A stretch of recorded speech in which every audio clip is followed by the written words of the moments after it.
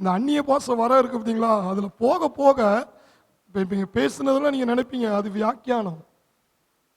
அந்த அந்நிய பாசைக்குள்ள போக போக போக போக அப்படியே வியாக்கியானம் வெடிக்கும். இன்னும் அந்நிய பாசைக்குள்ள போனீங்கன்னா தீர்க்க தரிசனம் வெடிக்கும். இன்னும் அந்நிய பாசையில் போனோன்னா ஞானம் வரும். இது யார் யாருக்கு என்ன பிரச்சனைங்கிறத உணர்த்துவார். அடுத்து இன்னும் போனீங்கன்னா ஞானம் வரும், அறிவு உணர்த்து வரும், என்ன செய்ய போறாரு ஆண்டவர் அப்படிங்கிறத தெரிஞ்சுக்கலாம். பகுத்தறிவு வரும், யார் யாருக்குள்ள என்ன ஸ்பிரிட்டு தாக்குதுங்கிறதையும் கண்டுபிடிச்சிடலாம்.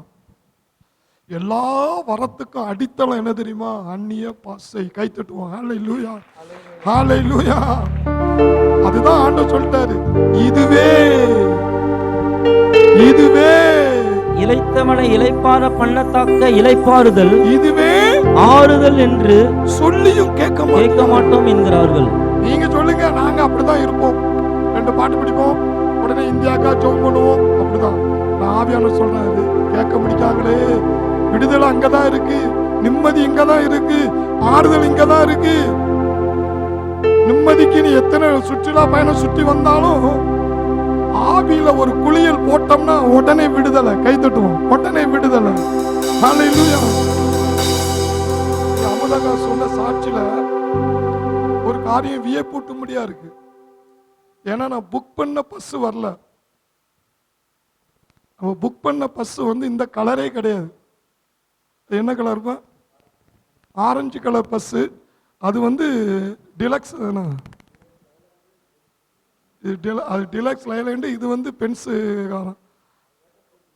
அது இப்போ உள்ள லேட்டஸ்ட் வண்டி நல்லா இருக்கணுங்கிறக்காக தான் அதை புக் பண்ணோம். ஆனால் பாருங்க, புக் பண்ணுறதுக்கு முன்னாடி அங்கே காட்டியிருக்கா பாருங்க பச்சை கலர் வண்டின்னு. வண்டி வந்திருக்கு. எனக்கே உள்ள வண்டி வரப்போ பார்த்து என்னடா நம்ம சொன்ன வண்டி வரல, வேற வண்டி வந்திருக்கு. ஏன்னா கர்த்தர் இந்த வண்டி தான் வரும்னு அன்னைக்கே காட்டியிருக்காரு பாருங்க. கை தட்டுவோம். ஹல்லேலூயா, ஹல்லேலூயா, ஹல்லேலூயா. இது எல்லாமே நம்ம பிறக்கிறதுக்கு முன்னாடியே நடந்ததுங்க. இந்த தேதியில, இந்த டேட்ல இந்த ஆளு தான் பஸ்ல வரும், அது இந்த கலர் பஸ்ல தான் வரும், இந்த டிரைவர் தான் வருவாரு, இந்த இடத்துல தான் நடக்கும். இது எல்லாம் நம்மளா ஏற்படுத்துறதே கிடையாது. ஆதியும் அந்தமும் அல்பா ஒமேகாவும் இருந்தவரும் இருக்கிறவரும் வருகிறவருமாய் சர்வ வல்லமையுள்ள தீர்மானித்த தீர்மானம். கை தட்டுவோம், கை தட்டுவோம். ஹல்லேலூயா, ஹல்லேலூயா. அவர் பெங்களூர்ல இருந்து குடதறிக்க ஓடி வந்த மாதிரி ஓடி வந்திருக்காரு. எப்படி வந்திருக்காரு? அது யார் பண்ற வேலை? உள்ள இருக்கிற ஆவியானவர் கொடுக்கிற குடைச்சல். அது நம்மளா ஏற்படுத்துறதல்ல. அவரு பிறக்கிறதுக்கு முன்னாடியே அவர் மாறுவாரு, வாங்குவாரு, எல்லாமே அவருடைய பிளான். மதுரையில இருந்து வந்திருக்கிறாங்க. வந்த யாவருக்கும் இயேசுவின் நாமத்தினால உங்களை வாழ்த்துகிறேன். உங்களுடைய பிரயாசம், உங்களுடைய எதிர்பார்ப்போடு வந்த ஒரு பிள்ளைகளையும் கர்த்தர் வெறுமையா அனுப்பவே மாட்டார். கை தட்டுவோம். வெறுமையாய் அனுப்ப மாட்டார். அத்தனை தடைகளை மீறி கர்த்தர் உங்களை கொண்டு வந்திருக்கிறாருன்னா, ஜபாவுடைய அம்மாலாம் கால் வழியில நான் அவங்கள வர முடியாதுன்னு ஏற்கனவே சொன்னாங்க. நான் சொன்னேன், அவங்கள தூக்கிட்டு வாங்க, அவங்கள கூட்டுவாங்க. இல்லை இல்லை, அவங்களால நடக்க முடியாது. பாருங்க, நான் காரில் அங்கேருந்து அவங்கள ஏற்றி கொண்டு விடுறாங்க. இல்லை இல்லை, நான் நடந்தே இங்கே வந்துடுவேன். இதெல்லாம் யார் கொடுக்கிற வாஞ்சை? கர்த்தர் கொடுக்கிற வாஞ்சை. ஹல்லேலூயா, ஹல்லேலூயா. என் ஜனம், என் ஆடுகள் என் சத்தத்துக்கு என்ன செய்யும்? செவி கொடுக்கும். அவருடைய ஆடுகளா இருந்துச்சுன்னா என்ன தடையா இருக்கட்டுமே. ஹல்லேலூயா. தடைகளை உடைக்கிற கர்த்தர் எனக்கு முன்னே செல்கிறார். அதனால நீங்க வந்திருக்கீங்கன்னா அவருடைய சனம், அவருடைய பிள்ளை, அவருடைய தரிசனம், அவருடைய திட்டம். அதனாலதான் உங்களை கொண்டு வந்து உட்கார வச்சிருக்கிறார். ஹல்லேலூயா, ஹல்லேலூயா. இன்னைக்கு ஏதோ ஒரு செய்தியை கொடுக்கணும்னு நினைச்சேன்.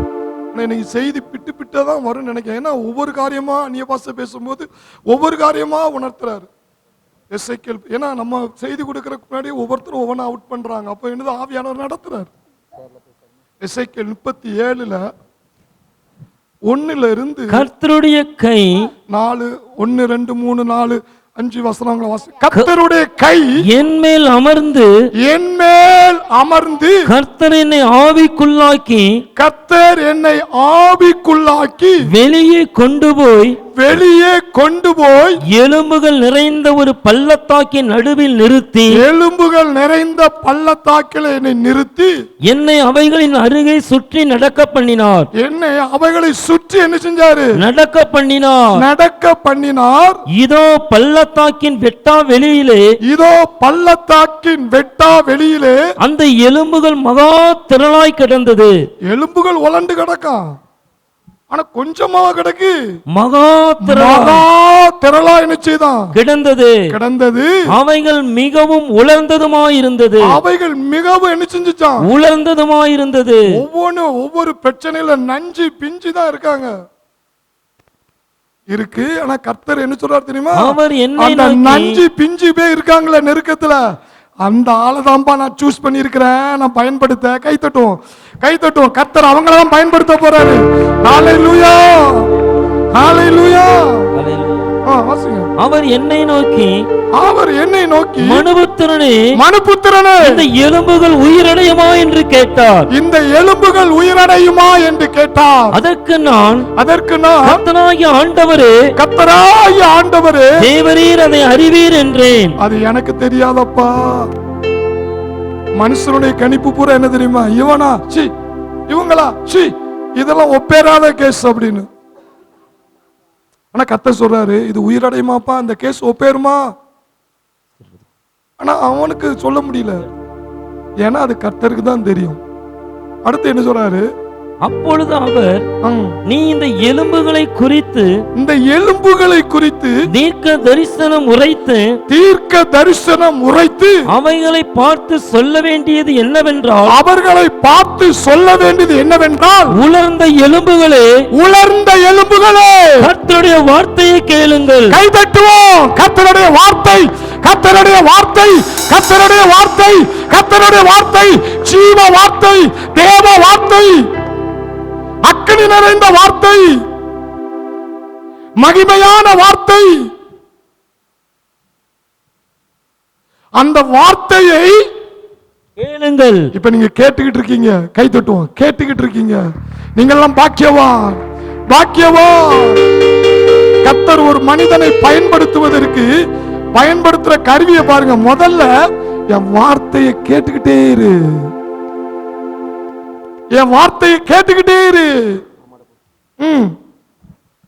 கர்த்தனாகிய ஆண்டவர் இந்த எலும்புகளை நோக்கி இதோ நான் உங்களுக்குள் ஆவியை பிரவேசிக்க பண்ணுவேன். என் வார்த்தையை கேட்டுட்ட, என் வார்த்தை உண்மைங்கிறத நம்பிட்ட, என் வார்த்தைக்கு அப்படியே சரணடைஞ்சு கீழ்ப்படிஞ்சிட்ட, மேட்ரு முடிஞ்சிச்சு.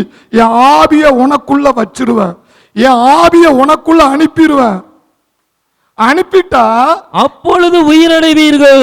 செத்து ஒண்ணுமே கிடக்காதவன் அப்படி கம்பீரமா நிக்க வைப்பாராம். கை தட்டுமா? ஹalleluya, ஹalleluya, ஹalleluya. தேவனுடைய வார்த்தையில் அவ்வளவு வல்லமை இருக்கு.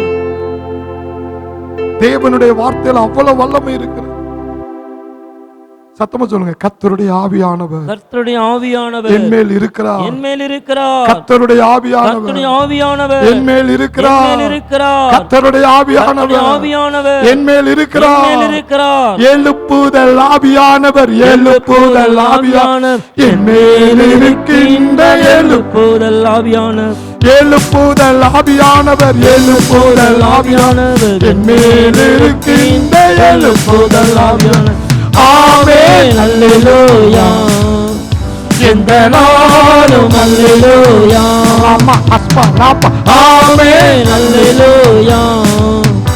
எந்த நாளும் அல்லேலூயா. சொல்ல வேண்டிய அடிக்கடி சொல்லுவார். சர்ச்சுக்கு வரும்போது சொல்லுவார், பாஸ்டர் இந்த வசனத்தை நீங்க அறிக்கை பண்ணு. இந்த வசனத்தை அறிக்கை பண்ணனால ஏதோ ஒரு விஷயம் இருக்குன்னா அந்த அறிக்கை தான் இயேசுவே பண்ணாரு.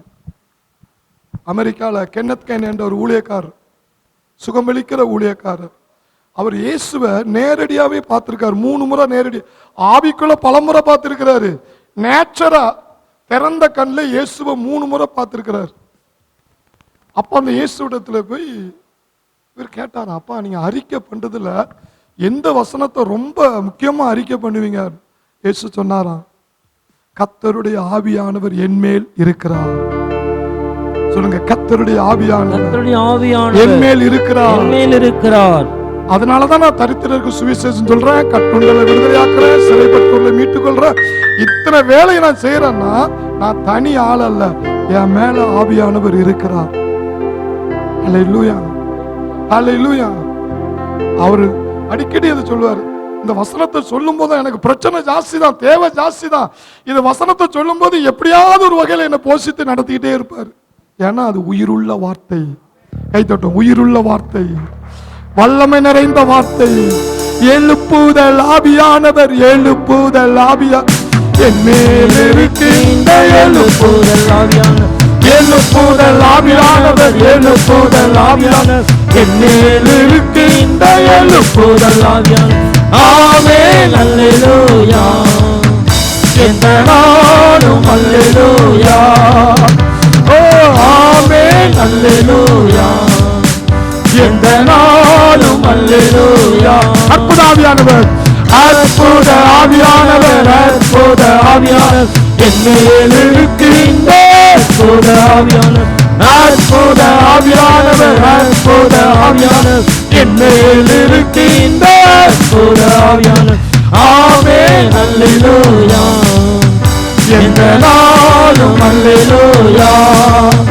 ஓ ஆமென், அல்லேலூயா, எந்த நாளும் அல்லேலூயா. போதிக்கும் ஆவியானவர், போதிக்கும் ஆவியானவர், போதிக்கும் ஆவியானவர் என் மேல் இருக்கின்ற போதிக்கும் ஆவியானவர், போதிக்கும் ஆவியானவர், போதிக்கும் ஆவியானவர் என் மேல் இருக்கின்ற போதிக்கும் ஆவியானவர். ஆமென், அல்லேலூயா, எந்த நாளும் அல்லேலூயா. ஓ ஆமென், அல்லேலூயா, எந்த நாளும் அல்லேலூயா. இந்த எசேக்கியேல் புத்தகத்தை தான் இப்ப நம்ம தியானிக்க போறோம். அதுல முதல் வசனத்தை எடுத்து வாசிங்க. கர்த்தருடைய கை என் மேல் அமர்ந்து, கர்த்தருடைய கை என் மேல் அமர்ந்து, கர்த்தர் என்னை ஆவிக்குள்ளாக்கி, கர்த்தர் என்னை ஆவிக்குள்ளாக்கி வெளியே கொண்டு போய், வெளியே கொண்டு போய். இப்ப தூத்துக்குடியில் இருக்கிற ஆளை இங்க உட்கார வச்சிருக்கிறாருன்னா, நீங்க வெளியே வந்துட்டீங்கல்ல, வெளியே தானே வந்திருக்கீங்க. பாஸ்டராலே வந்தீங்க, பாஸ்டராலே வந்தீங்க. ஒவ்வொருத்தருக்கும் வர்றதுக்கு ஒவ்வொரு பிரச்சனை இருக்கு. ஒரு சிலருக்கு ஒவ்வொருத்தரை கேளுங்க, எல்லாரும் பிரச்சனையே தான் சொல்லுவாங்க. எல்லாம் தாண்டி இன்னைக்கு நிறைய பேர் ஸ்கூலுக்கு போக வேண்டியிருக்கு, உட்கார்ந்து இருக்காங்க. சிலரால வர முடியல, சிலரால வந்துட்டாங்க. ஏன் தெரியுமா? நீங்க வரல. சொல்லுங்க, பக்கத்து பத்திரிக்கை சொல்லுங்க, நீங்க வரல, நீங்க வரல. உங்க மேல ஒரு கை இருக்கு. சொல்லுங்க, உங்க மேல ஒரு கை இருக்கு, கை இருக்கு. அந்த கை தான் என்னது? ஆவியானவர். கை தட்டும். ஆவியானவர், ஆவியானவர், ஆவியானவர், ஆவியானவர். அல்லேலூயா. அந்த கை தான், அந்த ஆவியானவர் தான் வெளியே கொண்டு வந்திருக்கான். நீங்க வேலை பார்த்துட்டு இருக்கிற ஆளை தூக்கி வெளியே கொண்டு வந்திருக்கு. இப்ப இந்த நேரத்தில் நீங்க வீட்டுக்குள்ள சமையல் பண்ணிக்கிட்டு இருப்பீங்க, ஏதோ ஒன்று பண்ணிக்கிட்டு இருப்பீங்க, ஏதாவது வேலையை பண்ணிக்கிட்டு இருப்பீங்க. இப்ப இந்த நேரத்தில் எத்தனை பேர் சினிமா தேட்டர்ல இருப்பான் தெரியுமா? எத்தனை பேர் ட்ரிங்க்ஸ் பண்ணிட்டு இருப்பான் தெரியுமா? எத்தனை பேர் டிவியில மூழ்கி இருப்பான் தெரியுமா? எத்தனை பேர் செல்லில மூழ்கி இருப்பாங்க தெரியுமா? எத்தனையோ பேர். ஆனா அவருடைய பிள்ளையை மட்டும் அந்த கை அப்படியே தூக்கி உங்களை வெளியே கொண்டு வந்து உங்க உட்கார வச்சிருக்கிறார் பாருங்க. அந்த கைக்கே ஒரு மகிமை. கை தட்டும். ஹல்லேலூயா, ஹல்லேலூயா. கர்த்தரின் கரத்தில் நான் இருப்பேன், ஒருவரால் பறிக்க முடியாது. ஓ, கர்த்தரின் கரத்தில் நான் இருப்பேன், ஒருவரால் பறிக்க முடியாது. கர்த்தரின் கரம் என்னை போஷிக்குமே, ஒரு நாளும் எனக்குறையில்லை. ஓ, கர்த்தரின் கரம் என்னை போஷிக்குமே, ஒரு நாளும் எனக்குறையில்லை. காயப்பட்ட கரங்கள் நம்மை தாங்குவார், கலங்கிடாதே. ஓ காயப்பட்ட கரங்கள் நம்மை தாங்குவார், கலங்கிடாதே. கர்த்தரின் கரம். நம்மளா நினைக்கிறோம் வர்ற வழியில பஸ் பிரேக் டவுன் ஆயிட்டுன்னு நினைச்சுவீங்க, இல்ல டிரைவருக்கு ஒரு மாதிரி ஆயிட்டுன்னா உங்களால நினைச்சு வந்து சேர முடியுமா? பாருங்க, வாசல்லே கொக்கி போட்டிருக்கான் பஸ் உள்ள வர விடாத அளவுக்கு. ஆண்டவர் சொன்ன, நீ எத்தனை கொக்கி போடுறா, நாளை தூக்கிட்டு வரேன் என் பிள்ளைய, நாளை தூக்கிட்டு வரேன் என் பிள்ளைய. அல்லேலூயா. அவர் கையை எவன் தடுக்க முடியும்? அவன் சிண்டி பாப்பான், அவனால ஒண்ணுமே செய்ய முடியாது. ஏன் தெரியுமா? நம்மளை வெளியே கொண்டு வந்திருக்கிறார். என் பிள்ளை ஒரே சோறு குழம்பு வேலை வேலை கடன், அவன் வர்றான், அவனுக்கு வட்டி கொடுக்கணும், இவனுக்கு இப்படியே மண்டை ஆண்டவர் பார்த்தாரு. அப்படியே தூக்கிட்டு வந்து 2 நாள் உட்கார வச்சு நல்லா ஸ்டோர் பண்ணி வார்த்தையை கொடுத்து அபிஷேகத்தை கொடுத்து அனுப்புவோம். அதுக்கப்புறம் தேவனே உன்னை வேற ஆளா மாற்றி கர்த்தர் நடத்துவார். ஹல்லேலூயா, ஹல்லேலூயா. அப்போ ஆண்டவருடைய கையை நிச்சயதான். நம்ம ஏதோ வந்துட்டோம், ஒரு சும்மா அப்படியே இந்த மரத்தை எல்லாம் சுத்தி பார்த்துட்டு அப்படியே பார்த்துட்டு அப்படி வரல, அப்படி நீங்க நினைச்சிருக்கலாம், நீங்க வேணா நினைக்கலாம். ஆனா கர்த்தர் அப்படி நினைக்கல. உங்களை தூக்கிட்டு வந்து, சொல்லுங்க, தூக்கிட்டு வந்து வார்த்தையால நிரப்பி, சொல்லுங்க, வார்த்தையால அபிஷேகத்தால உங்களை நிரப்பி புது மனுஷனா, சொல்லுங்க, வேறு மனுஷனா கர்த்தர் உங்களை மாற்றி இருக்கிறார். கரங்களை தட்டி கர்த்தருக்கு நான் நன்றி செலுத்துவோம், நன்றி செலுத்துவோம், நன்றி செலுத்துவோம். ஹல்லேலூயா, ஹல்லேலூயா. ஏன்னா தேவனுடைய திட்டம் இல்லாம ஒரு இம்மி கூட நவள முடியாதுங்க. இன்னைக்கு நைட்ல இருக்கிறவன் நாளைக்கு உயிரோடு இல்லை, நாளைக்கு உயிரோடு இல்லை. அப்படிப்பட்ட ஒரு காலகட்டத்தில் இருக்கிறோம். அப்படி இருக்கும்போது நம்ம ஒவ்வொரு நாளும் ஒரு மீட்டிங் நடத்தி முடிக்கிறோமா, கர்த்தருக்கு தான் மகிமையா. வந்து சேர்ந்துட்டோமா, கர்த்தருக்கு தான் மகிமையா. வீடு போய் சேர்ந்துட்டோமா, கர்த்தருக்கு தான் மகிமை. ஏன்னா எல்லாமே அவருடைய கரம் நம்மளை நடத்துகிறது. இந்த எசேக்கியேலை படிக்கும் போது எனக்கு ஆண்டவர் தான் உணர்த்தினார். எப்பா, நீங்களா வரல, நீயா இப்படி பண்ணல, இதுக்கு நான் முழு பொறுப்பு எடுக்கிறது போல இம்மானுவேல்லாம் நீங்க நான் பாத்துக்கிறேன் பாஸ்டர், நீங்க நான் எல்லாம் முடிச்சு. இதெல்லாம் வந்து யார் செய்யறான்னா இம்மானுவேல் செய்யல, இம்மானுவேலை செய்ய வைக்கிற தேவன். கை தட்டுவோம், தேவன் கை தட்டுவோம். ஹல்லேலூயா. என்னன்னா நம்ம மேல கர்த்தருடைய கரம் இருந்தா ஆட்டோமேட்டிக்கா அதனுடைய வேலைகள் ஆட்டோமேட்டிக்கா என்ன செய்யும், நடக்கும். பரிசுத்த ஆவியானவர்கிட்ட பேசுங்க. ஆவியானவரே, சொல்லுங்க, பேசுங்க. ஆவியானவரே, நானா வந்த நினைச்சேன், ஆனா அது உண்மை இல்ல, நீங்க தான் என்ன தூக்கிட்டு வந்திருக்கீங்க. சொல்லுங்க, தூக்கிட்டு வந்திருக்கீங்க. லூக்கா 4:18 இயேசு அதைத்தான் சொல்றார். கர்த்தருடைய ஆவியானவர், கர்த்தருடைய ஆவியானவர் என்மேல் இருக்கிறார். தரித்திரருக்கு சுவிசேஷத்தை பிரசங்கிக்கும்படி, தரித்திரருக்கு சுவிசேஷத்தை பிரசங்கிக்கும்படி என்னை அபிஷேகம் பண்ணினார், என்னை அபிஷேகம் பண்ணினார். இருதயம் நறுங்குண்டவர்களை குணமாக்கவும், இருதயம் நொறுங்குண்டவர்களை குணமாக்கவும், சிறைப்பட்டவர்களுக்கு விடுதலையையும், குருடருக்கு பார்வையை பிரசித்தப்படுத்தவும், நொறுங்குண்டவர்களை விடுதலையாக்கவும், கர்த்தருடைய அனுக்கிரக வருஷத்தை பிரசித்தப்படுத்தவும் என்னை அனுப்பினார். இயேசுவே இதை சொல்றாரு. நானா எதையும் செய்யலப்பா, பிதாவின் ஆவியானவர் என் மேல இருந்தாரு. இருந்தனால நான் எங்க போகணும், எத்தனை பிசாசை துரத்தணும், எத்தனை வியாதிகளை சுகமாக்கணும், எல்லாமே அந்த ஆவியானவர் எனக்குள்ள இருந்து செய்யறாரு. நிறைய பேரு பிசினஸ் எடுத்தாச்சு, கடையை எடுத்தாச்சு. இன்னைக்கு காலையில சொன்னாங்க, கடையை பெருசா எடுத்து வச்சிருக்கேன், இன்னும் பக்கத்துல உள்ள கடையை பெருசா எடுக்க சொல்றாங்க. எப்படி நடத்துவேன், எப்படி கொண்டு போவோம், அது கொண்டு போக முடியுமா? நான் சொல்லட்டுமா ஒரு தீர்க்க தரிசனம்? கர்த்தருடைய ஆவியானவர் உங்களை நிறைச்சிட்டா உங்க முயற்சி வெளியே போயிடும். அவர் பார்த்துக்கிறார். கடையை எப்படி மேல கொண்டு போகணும், எப்படி நடத்தணும், அது என் கையில ஒப்புக்கொடு. உன் திறமையை காட்டினா ஸ்டாப் ஆயிரும். ஒரே வார்த்தை சொல்லுங்க, கர்த்தருடைய ஆவியானவர் என் மேல் இருக்கிறார். இதை விட ஒரு வெளிப்பாடு ஒண்ணும் கிடையாது. கர்த்தருடைய ஆவியானவர் என் மேல் இருக்கிறார். கர்த்தருடைய ஆவியானவர், சொல்லுங்க, என் மேல் இருக்கிறார். கர்த்தருடைய ஆவியானவர் என் மேல் இருக்கிறார். ஹல்லேலூயா, ஹல்லேலூயா. அவரே நம்மளை இயக்குறார். ஏன் அபிஷேகத்துல உங்களை எல்லாரும் அது போனது எனக்கே சந்தோஷம். ஏன்னா அவர் உள்ள வந்துட்டார் வச்சிருங்களா, 99% மேட்ரு முடிஞ்சு போச்சு. ஏன்னா 1% நீங்க அவரை கொடுக்கறது தான், மற்ற எல்லாம் அவரே உங்களை நடத்திட்டு இருப்பார். ஆவியானவர் அவர் உள்ள வந்துட்டார்னா எந்த இடத்துல எந்த மாசம் உனக்கு பாம்பேக்கோ உனக்கு டில்லிக்கோ உனக்கு அமெரிக்காக்கோ கனடாவிலையோ ஒரு மேடையில உன்னை பேச வைக்கிற எல்லாமே ஆவியானவர் கையில இருக்கு. நீ ஒன்னு கொடுத்துடணும், அவ்வளவுதான். நீ அவர் ஒண்ணு கொடுத்துடணும். எப்ப அற்புதம் செய்யணும் அவருக்கு தெரியும். அவர் வாக்கு பண்ணிட்டார்ல, சொன்னவர் கரெக்டா செய்வாரு. ஒன்ன கொடுத்துட்டு நீ அவர் கையில கொடுத்துட்டு போய்கிட்டே இரு, அந்த ஆவியானவர் உன்னை நடத்துவார். அதான் எசேக்கியேல் சொல்றார், கர்த்தருடைய கை என் மேல் இருந்தபடினால் என்னை ஆவிக்குள்ளாய் நடத்தி வெளியே கொண்டு போய், இப்ப வெளியே கொண்டு வந்துட்டார். கொண்டு வந்து எங்க சுத்தி நடக்க பண்றாரா? எலும்புகள் நிறைந்த ஒரு பள்ளத்தாக்கின் நடுவில் நிறுத்தி. எலும்புகள், எலும்புகள் என்று சொன்னா என்னது? இஸ்ரவேல் ஜனங்களை குறிக்கிறது. பாவத்திலே மரித்து போன ஜனங்களை குறிக்கிறது. வியாதியில மரித்து போயிருக்கிற ஜனங்களை குறிக்கிறது. பண பிரச்சனை, கடன் பிரச்சனை, செத்து போன எலும்புகளை குறித்து சொல்லப்பட்டிருக்கிறது. இனி அற்புதத்துக்கு வழியே இல்லை அப்படின்னு சொல்லக்கூடிய அளவுக்கு உலர்ந்த எலும்புகளா இருக்கிறாங்க.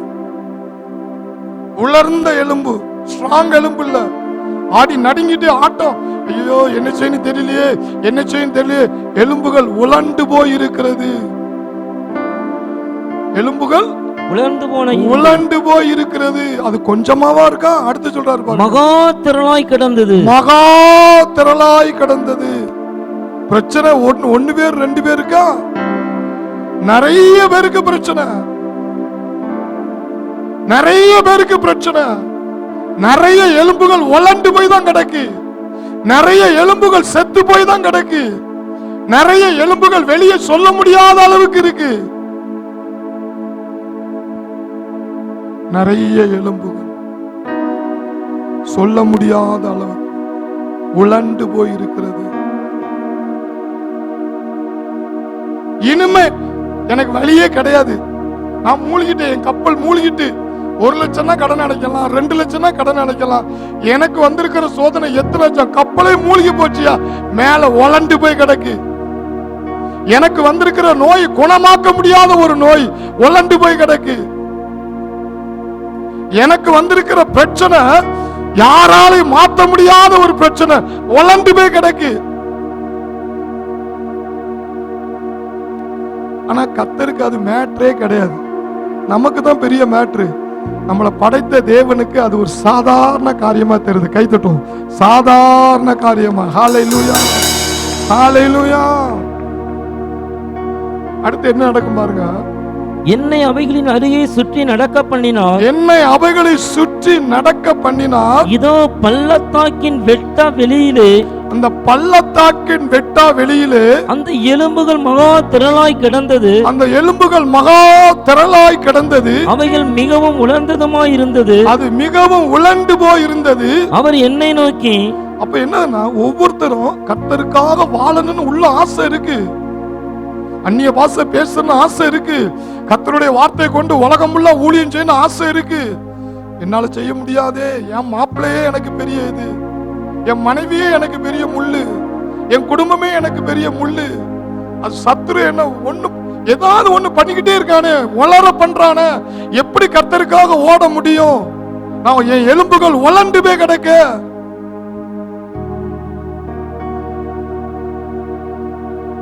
காலையில ஒரு செய்தி கேட்டீங்கல்ல, எவீரின் பிள்ளை மரிச்சு போச்சு.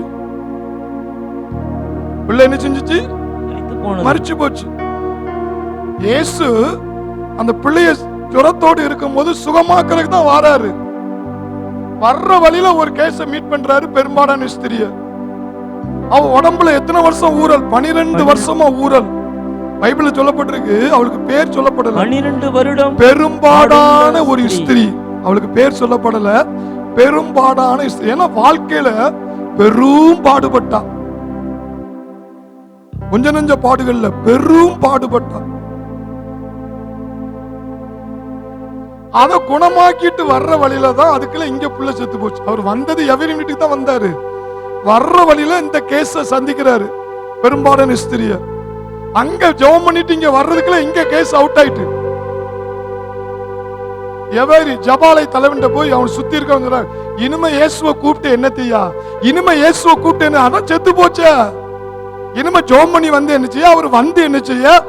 அதே மாதிரிதான் உன் வாழ்க்கை தான் போச்ச, உன் பிள்ளைகள் தான் சோழி முடிஞ்சுத, இனி உனக்கு என்ன ஊழியம், இனி உனக்கு என்ன காரியம், இனி உனக்கு பணம் இருந்து உனக்கு என்ன செய்ய, வீடு இருந்து உனக்கு என்ன செய்ய, சொத்து இருந்து என்ன செய்ய, எல்லாம் தான் முடிஞ்சு போச்ச. எல்லாம் தான் அந்த அளவுக்கு எலும்புகள் என்ன செய்தான், உலர்ந்து போயிருக்கிறது, உலர்ந்து போயிருக்கு. ஆனா இயேசு ஒரே ஒரு வார்த்தை சொன்னார், செத்து முடிஞ்சு அவுட் ஆகி அழுகியே போட்டுமே, ஒன்னுட்ட ஒன்னே ஒண்ணு, பயப்பட மாட்டும், பயந்துடாத, விசுவாசம் உள்ளவனா இரு, பயப்படாதே விசுவாசம் உள்ளவனா இரு என்றுதான் மார்க் 5:35 காலையில அதை பாத்தீங்க. அது ஒரு உலர்ந்த எலும்புகள். அற்புதத்துக்கு வழியே கிடையாது, அற்புதத்துக்கு வழியே கிடையாது. இந்த சொன்னாங்கல்ல 10 வருஷம் குழந்தை இல்லாம இருக்கும்போது நான் ஜெபம் பண்ண போகும்போதெல்லாம் சொல்லுவாங்க, எல்லா ஆஸ்பத்திரியும் டெஸ்ட் பண்ணியாச்சு, எல்லா ஆஸ்பத்திரியும் போயாச்சு, குழந்தைக்கு சான்ஸே கிடையாது அப்படின்னு. அது டாக்டர் சொல்லுவாரு, நம்ம பரம டாக்டர் சொல்லியிருக்கிறாரா, பரலோக டாக்டர் சொல்லியிருக்கிறாரா, நமக்குள்ள இருக்கிற டாக்டர் அப்படி சொல்லவே மாட்டாரு. இப்படிப்பட்ட உலர்ந்திருக்கிற எலும்புகளை தான் கர்த்தர் அற்புதம் செஞ்சு அவருடைய நாமத்தை காட்டுவார். கை தட்டுவோம், காட்டுவார், தான் யாருங்கிறத காட்டுவார். முடியாததை முடிய வைக்கிற கர்த்தர். உம்மால் ஆகாத காரியம் ஒன்றுமில்லை, உம்மால் ஆகாத காரியம் ஒன்றுமில்லை, உம்மால் ஆகாத காரியம் ஒன்றுமில்லை, எல்லாமே உம்மாலாகும், ஹல்லேலூயா, எல்லாமே உம்மாலாகும், ஆகும் எல்லாம் ஆகும், உம்மாலே நான் எல்லாம் ஆகும், எல்லாம் ஆகும், உம்மாலே நான் எல்லாம் ஆகும், உம்மால் ஆகாத காரியம் ஒன்றுமில்லை, உம்மால் ஆகாத காரியம் ஒன்றுமில்லை, உம்மால் ஆகாத காரியம் ஒன்றுமில்லை, எல்லாமே உம்மாலாகும், ஹல்லேலூயா, எல்லாமே உம்மாலாகும். என்னன்னா ஒண்ணுமே செய்ய முடியாது. கொஞ்சம் ஒரு ஆக்சிஜன் வச்சு கொஞ்ச நேரம் உயிர் ஓடிக்கிட்டு இருந்தா கூட சரி என்னத்தையாவது கொஞ்சம் இயேசு வச்சு ட்ரை பண்ணுவோம், செத்தே போச்சு. இனிமே அவரை கூட்டி ஜெபம் பண்ணி என்னச்சு, எல்லாம் மேட்ரு முடிஞ்சு போச்சு. ஏன் கடன் உச்சிக்கு மேல ஏறிட்டு இனிமே யாரோ உதவி செய்ய முடியாது, அவருக்கு விடுதலையாக முடியாது, அவர்கள் வெளியே வரவே முடியாது, அந்த அளவுக்கு வளர்ந்து போச்சு. போட்டும் ஒன்னே ஒண்ணுதான் சொல்றாரு, நீ பயப்படாம மட்டும் அப்படி ஸ்ட்ராங்கா நின்னுட்டு, என் தேவனால எதையும் மாற்ற முடியும், என் தேவனால முடியாத ஒண்ணு இல்ல, அந்த விசுவாசத்துல மட்டும் நீ ஸ்ட்ராங்கா நின்னுட்ட, அந்த வார்த்தையில நின்னுட்ட, சொல்லுங்க, நின்னுட்டா தேவன் மரித்து போன எலும்புகளை உயிரடைய செய்ய முடியும். ஆமென். மூழ்கி போன கப்பலை மேல கொண்டு வர முடியும். கை தட்டுவோம், கை தட்டுவோம். ஹல்லேலூயா, ஹல்லேலூயா. அது எனக்கு பிடிச்ச ஒரு வசனம் என்ன தெரியுமா, இயேசு தேவன் வந்து எசேக்கியேல்ட்ட கேட்கிறார். அடுத்த வசனம் வாசிங்க. அவர் என்னை நோக்கி மனுபுத்திரனே, இந்த எலும்புகள் உயிரடையுமா என்று கேட்டார். இப்போ நம்ம இதுல இருக்கிற யாராவது கோளாறு பிடிச்சவங்க இருக்காங்க வச்சுக்கிறீங்களா, அவங்கள்ட்ட போய் நான் வந்து கேட்கறேன், இந்த கேஸ் ஒப்பேருமா? இது ஒப்பேராது பாஸ்டர், இதை திருத்தவே முடியாது பாஸ்டர். எசேக்கியேல் பதில் சொல்லல. அவன் தீர்க்கதரிசி பார்த்தீங்களா, அவனுக்கு தெரிஞ்சு போச்சு. கேஸை தான் ஒரு ஒப்பேர வைப்பார். கை தட்டுவோம். என்னுடைய அனுபவத்துல நான் பார்த்துட்டேன், யார பிசாசு ரொம்ப கீழே தள்ளுறானோ, யார பிசாசு அதிகமா சோதித்து கீழே தள்ளி வச்சிருக்கிறானோ, அவங்களை கொண்டுதான் சாத்தானை மிதிக்க வைப்பார். கை தட்டுவோம், மிதிக்க வைப்பார். ஹல்லேலூயா. இது ஒரு தீர்க்க தரிசனம், இது ஒரு தீர்க்க தரிசனம். எந்த பிள்ளைகளை அதிகமா பிசாசு சோதிக்கானோ, நான் சொல்லுவேன், அந்த பிள்ளைகளை கொண்டுதான் சாத்தாண்ட கோட்டையை உடைக்க போறாரு. அவன் விஷயம் இருக்கிற பிள்ளைகளை தான் சோதிப்பான். 12 அப்போஸ்தலர்களே பேதுரு வந்து அதிகமா புடைச்சான், சொலவுல புடைக்கிற மாதிரி புடைச்சானா. எப்படி புடைச்சான்? சொலவுல புடைக்கிற மாதிரி. ஆனா ஆண்டவர் சொன்னாரு, உனக்கு புடைப்பே சோதனையே வராமல் இருக்கிறதுக்காக இயேசு ஜெபிக்கல. அவர் அப்படி ஜெபம் பண்ணிருக்கலாம்ல. அவன் அப்போஸ்தலனுக்கு தலைவன்பா, அவன் தான்பா லீடரு, அவன் பின்னாடி செத்தவனை எழுப்ப போறான்பா, அதனால அவனுக்கு பிரச்சனையே வரக்கூடாதுப்பா அப்படின்னு இயேசு ஜெபம் பண்ணிருக்கலாம்ல. சாத்தான சோதிக்க விட்டுட்டாரு. ஆனா அவனுக்குள்ள விசுவாசம் மட்டும் பெயரக்கூடாது, அதுக்காக தான் ஜெபிக்கிறாரு. அந்த ஜெபம் தான் பேதுருவை கொண்டு ஒரு எழுப்புதலின் வீரனாய் கர்த்தர் மாற்றினார். கைதட்டும். எழுப்புதலின் வீரனாய் கர்த்தர் மாற்றினார். ஹல்லேலூயா. ஆண்டவர் கேட்கிறார், எசேக்கியேல்ட்ட கேட்கிறார், எப்பா இது உயிரடையுமா, இந்த கேஸ் ஒப்பேருமா? நம்ம என்ன சொல்லுவோம், சீச்சி இந்த கேஸ் ஒப்பேராது, இந்த கேஸை திருத்தவே முடியாது. அது உங்க பார்வை, என் தேவனுடைய பார்வை அப்படி அல்ல. என் தேவனுடைய பார்வை அப்படி அல்ல.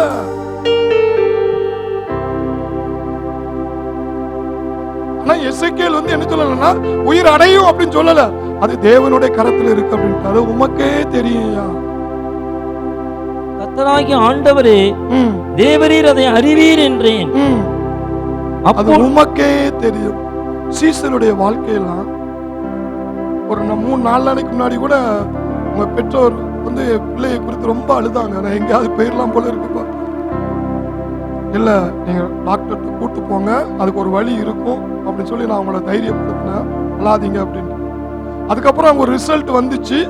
இது பேனுக்குன்னு செய்யல, இது ஒரு விதமான ஒரு தாக்கம், அது ட்ரீட்மெண்ட்ல சரி பண்ணிடலாம், ஒரு வழி வந்தது. அந்த தாய் அந்த பிள்ளை இது திருத்த முடியல, இல்லைன்னா நான் என்ன செய்ய முடியும், பேசாம அனுப்பிட வேண்டியதா அப்படின்னு நான் அவங்கள்ட்ட சொன்னேன். இல்ல, இப்படிப்பட்ட மனிதன் மேலதான் கர்த்தருடைய கண் இருக்கு. இப்படிப்பட்ட மனிதர் மேலதான் கர்த்தருடைய கண் இருக்கு. வேணாலும் பாருங்க, இவனை கொண்டுதான் கர்த்தர் பல இடங்களை அசைக்க போறாரு. ஹல்லேலூயா. அது சேலஞ்ச் பண்ணிச்சு. அதுக்கு ஒரு பேதுருவே ஒரு முன் உதாரணம், சீசர்களே ஒரு முன் உதாரணம். நீங்க யாரையும் ஒரு மாதிரி நீங்க நினைச்சிடாதீங்க. நம்ம மாம்ச கண்ணுக்கு அப்படிதான் தெரியும். சீசர்கள் எப்படி இருந்தாங்க. மார்க் எழுதின சுவிசேஷம் 16ஆம் அதிகாரம், மார்க் எழுதின சுவிசேஷம் 16ஆம் அதிகாரம் 11 இருந்து வாசித்து பாருங்க. அவர் உயிரோடு இருக்கிறார் என்றும், அவர் உயிரோடு இருக்கிறார் என்றும், அவளுக்கு காணப்பட்டார் என்றும், அவருக்கு காணப்பட்டார் என்றும் அவர்கள் கேட்டவொழுது நம்பவில்லை.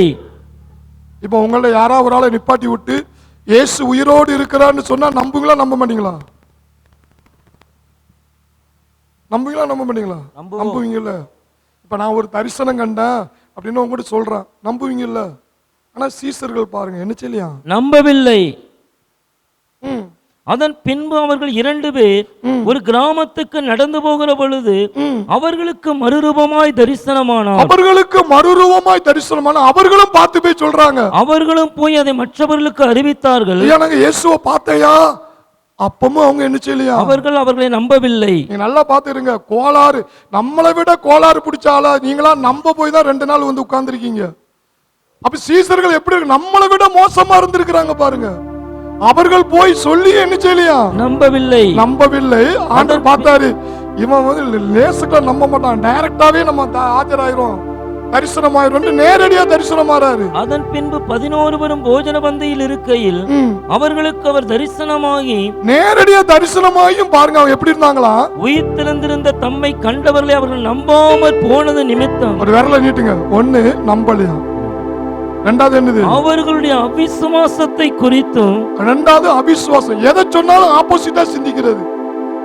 எதை சொன்னாலும் அப்படின்னா அப்படி ஆயிருமோ, இப்படின்னா இப்படி ஆயிருமோ, இப்படிதான் சீசர்கள் இருந்தாங்க. ஒண்ணு நம்பல, ரெண்டாவது அவிசுவாசம், மூணாவது இருதய கடினம், கல்லான இருதயம். நான் கேட்க மாட்டேன், யார் சொன்னாலும் கேட்க மாட்டேன், நான் நினைச்சதுதான், நீங்க சொல்லிலாம் நான் கேட்க முடியாது, பாஸ்டர் சொல்லிலாம் நான் கேட்க முடியாது, பெற்றோர்கள் சொல்லிலாம் கேட்க முடியாது, எனக்கு யாரும் அட்வைஸ் பண்ண கூடாது, எனக்கு அட்வைஸ் பண்றதே எனக்கு பிடிக்காது.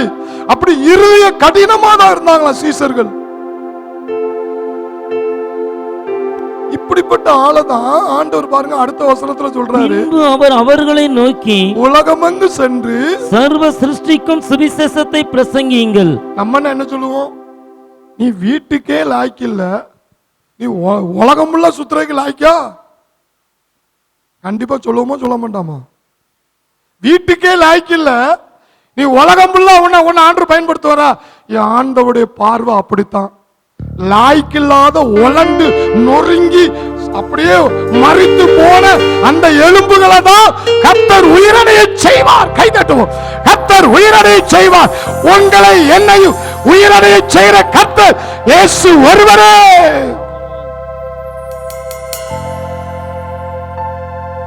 அல்லேலூயா.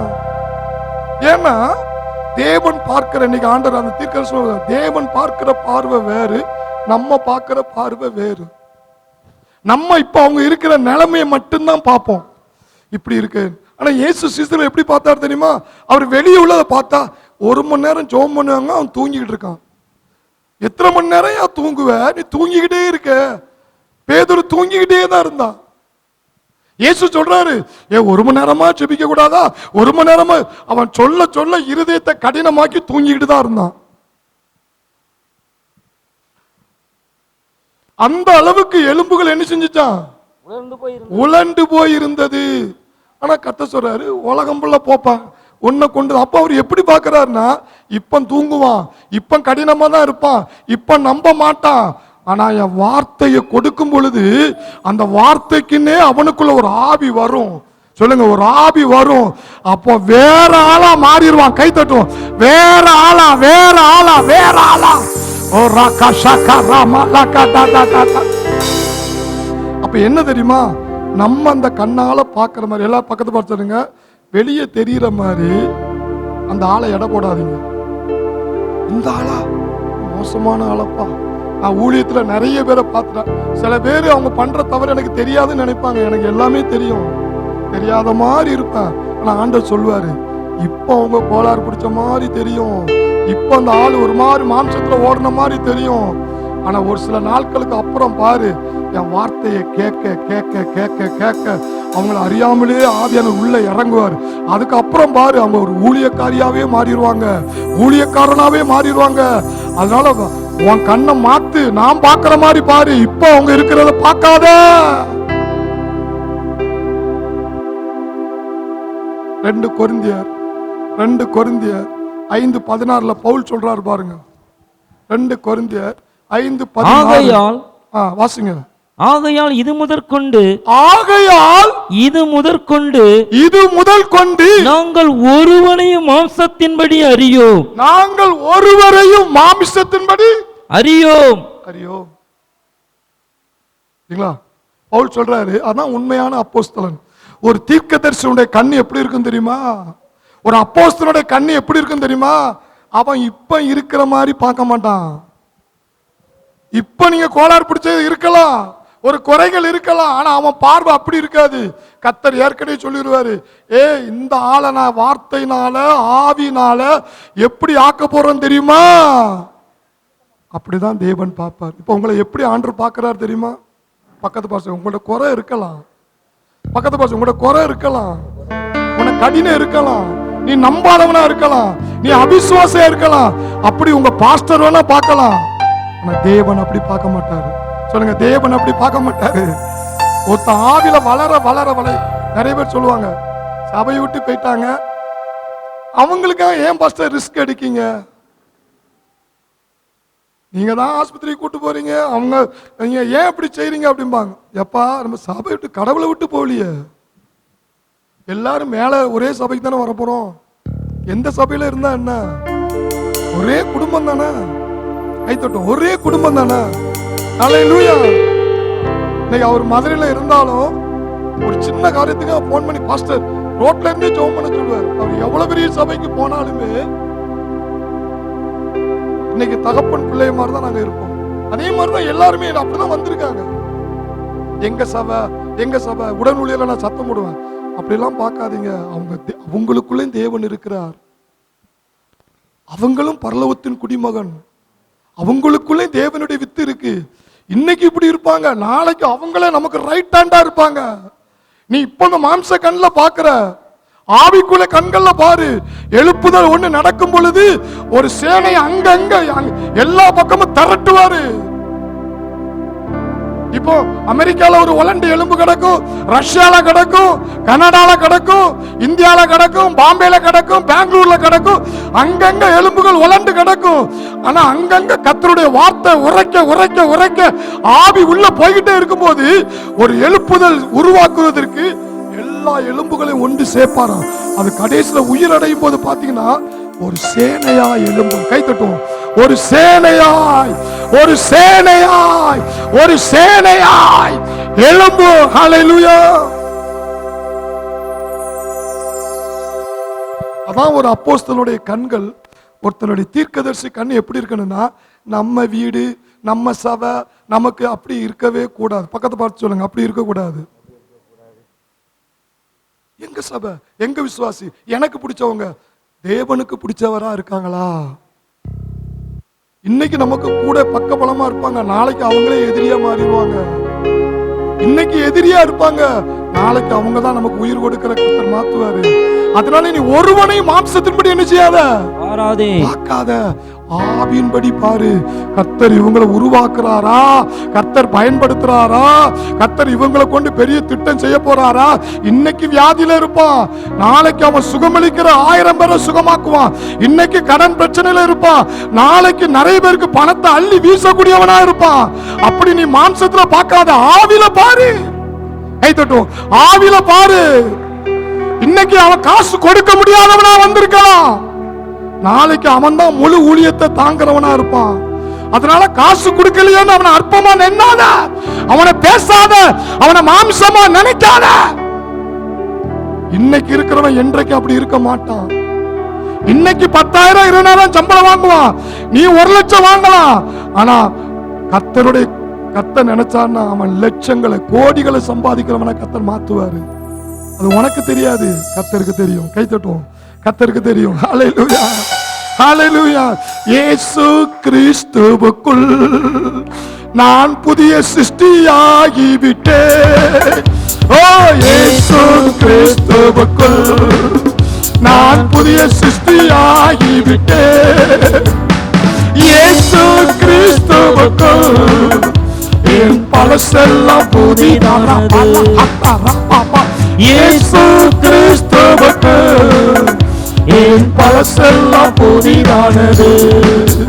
ஓ ஆட்டுக்குட்டியானவரே, என்னை ரட்சிக்க வந்தவரே, இருக்கிறவராயிருப்பவரே, எந்த சூழ்நிலையும் மாறாதவர், இருக்கிறவராயிருப்பவரே, எந்த சூழ்நிலையும் மாறாதவர், வார்த்தையில் மாறாதவர், அவர் கிருபையில் மாறாதவர், வார்த்தையில் மாறாதவர், அவர் கிருபையில் மாறாதவர், அழைத்த அழைப்பிலே மாறாதவர், என்னை அழைத்தவர் மாறாதவர், அழைத்த அழைப்பிலே மாறாதவர், என்னை அழைத்தவர் மாறாதவர்.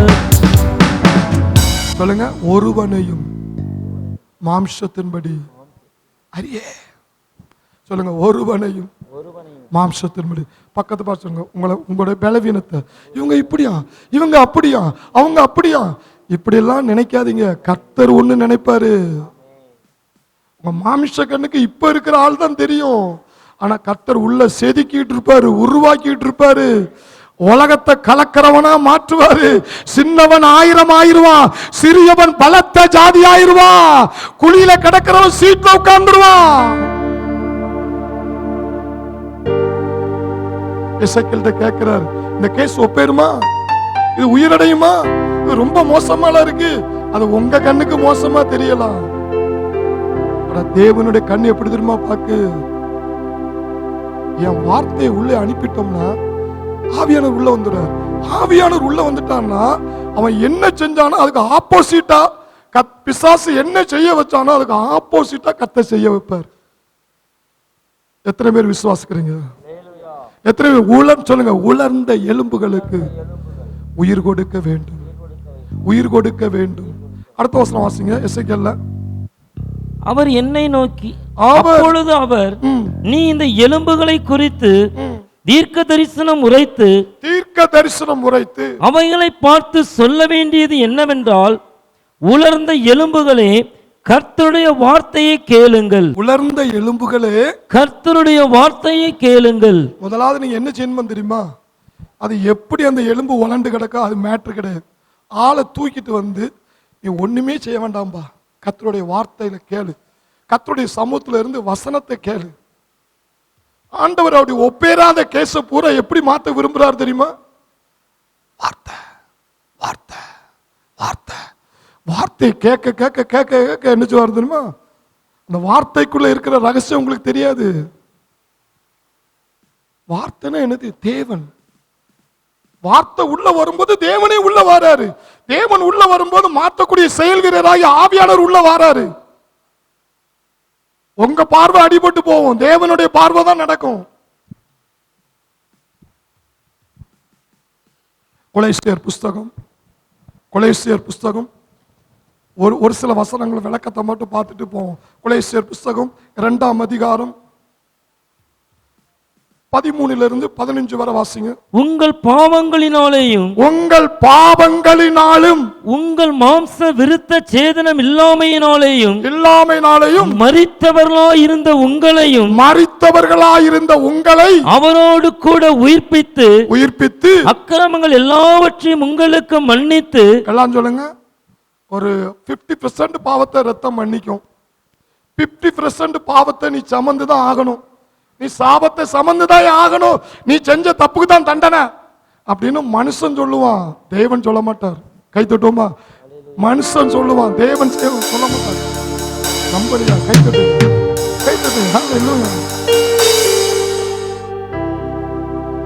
அந்த வசனத்துல கோடு போடுங்க.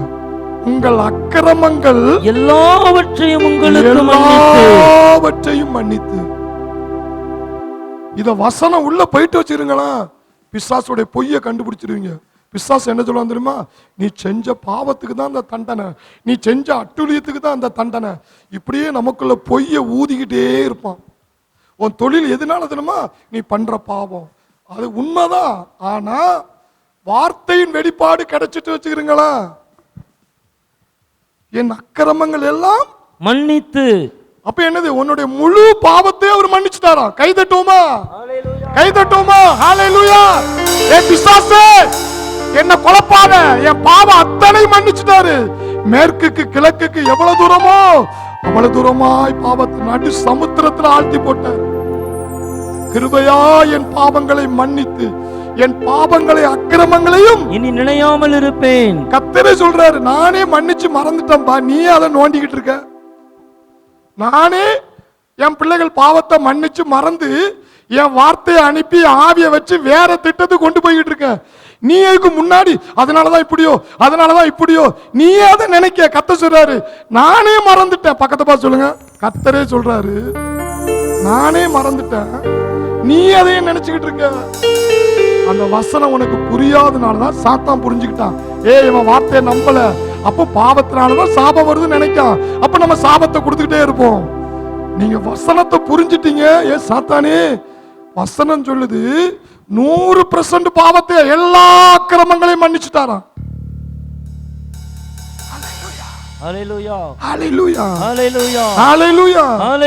அதனால நீ எனக்கு எப்படிடா பனிஷ்மெண்ட் கொடுக்க முடியும்? யோவான் 5:24 எடுத்து வாசித்து பாருங்க. யோவான் 5:24. என் வசனத்தை கேட்டு, நல்ல பாருங்க, வார்த்தையை கொண்டு வராரு பாருங்க. என் வசனத்தை கேட்டு என்னை அனுப்பினவரை விசுவாசிக்கிறவனுக்கு நித்திய ஜீவன் உண்டு. முழு ஆசீர்வாதம் உண்டா? நீ எவ்வளவு கோளாறு பிடிச்ச ஆளா இருக்கட்டுமே, இயேசு மேல வார்த்தை மேல நீ நம்பிக்கை வச்சுட்டேன்னா நித்திய ஜீவன் என்னது? முழு ஆசீர்வாதம் உண்டா சொல்லிட்டு சொல்றாரு. அவன் ஆக்கினைக்கு தீர்ப்புக்குட்படாமல் எந்த பிசாசு அவனுக்கு பனிஷ்மெண்ட் கொடுக்க முடியாதியா? கை தட்டுவோம். முடியாது சொல்லுங்க, முடியாது. மரணத்தை விட்டு நீங்கி ஜீவனுக்குட்பட்டு இருப்பான் என்று மெய்யாகவே மெய்யாகவே உங்களுக்கு சொல்லுகிறேன். அவ்வளவு அருமையான வார்த்தை தெரியுமா? பிசாசுடைய பொய்ய உடைக்கிற வல்லமையான வார்த்தை. பிசாசு சங்கூதுவான், நீ செஞ்சனாலதான், நீ இப்படி செஞ்சனாலதான் உனக்கு தண்டனை, பனிஷ்மெண்ட் அப்படின்னு சொல்லுவான். ஆனா அப்ப நீங்க கொலைசேருக்கு வரணும், என் அக்கிரமங்கள் எல்லாவற்றையும் மன்னித்து விட்டார். அதனால பிசாசே நீ எனக்கு பனிஷ்மெண்ட் என்ன செய்ய முடியாது, கொடுக்க முடியாது.